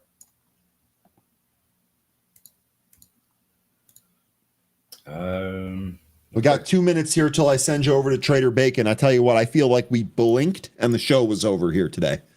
There's just honestly so much going on. So much from start to finish. 13. Mm-hmm. Yeah, you're right, Anthony. It's DWTX. It was halted to the downside now. Yeah. So here it's coming down to VWAP. MACD looks like it's starting to roll over. If it cannot hold VWAP, then I think you're right. We're going to see a lot more of the price coming in. Looks like Hollow's trying to curl. I wouldn't trust it. Maybe it does trade back up, but you know the way this thing trades, it could just make you a bag holder, like it's made all these other folks that traded that bought in the pre-market bag holders. Let's be careful with Hollow. Yeah, and watch NVIDIA here today. Okay, we're still right back down near those lows. All right, folks, we're gonna get over here and we're gonna send it over to Trader Bacon next. Thanks for voting in our polls here today. 13. Thanks again for all of your help here today. Any closing thoughts for the group? Well, folks, I don't think there's a whole lot I need to say about you taking care of yourselves. You're doing absolutely phenomenal, understanding the risks here with this DeepSeek movement. Just maintain that. Don't jump into anything that seems risky. I think you're doing great, and we'll see you tomorrow. We'll see what the market gives us then. Hopefully, it'll be just as volatile. I'll see you then. Take care, folks. All right. Thank you, 13. Take care. We started the show here by saying today is not a day to panic and knee-jerk react. And you folks really outdid yourself here with everything today. So really, really good stuff across the group. I'm going to send you over to Trader Bacon now. Stay tuned. We are going to be back here tomorrow. Stay green, stay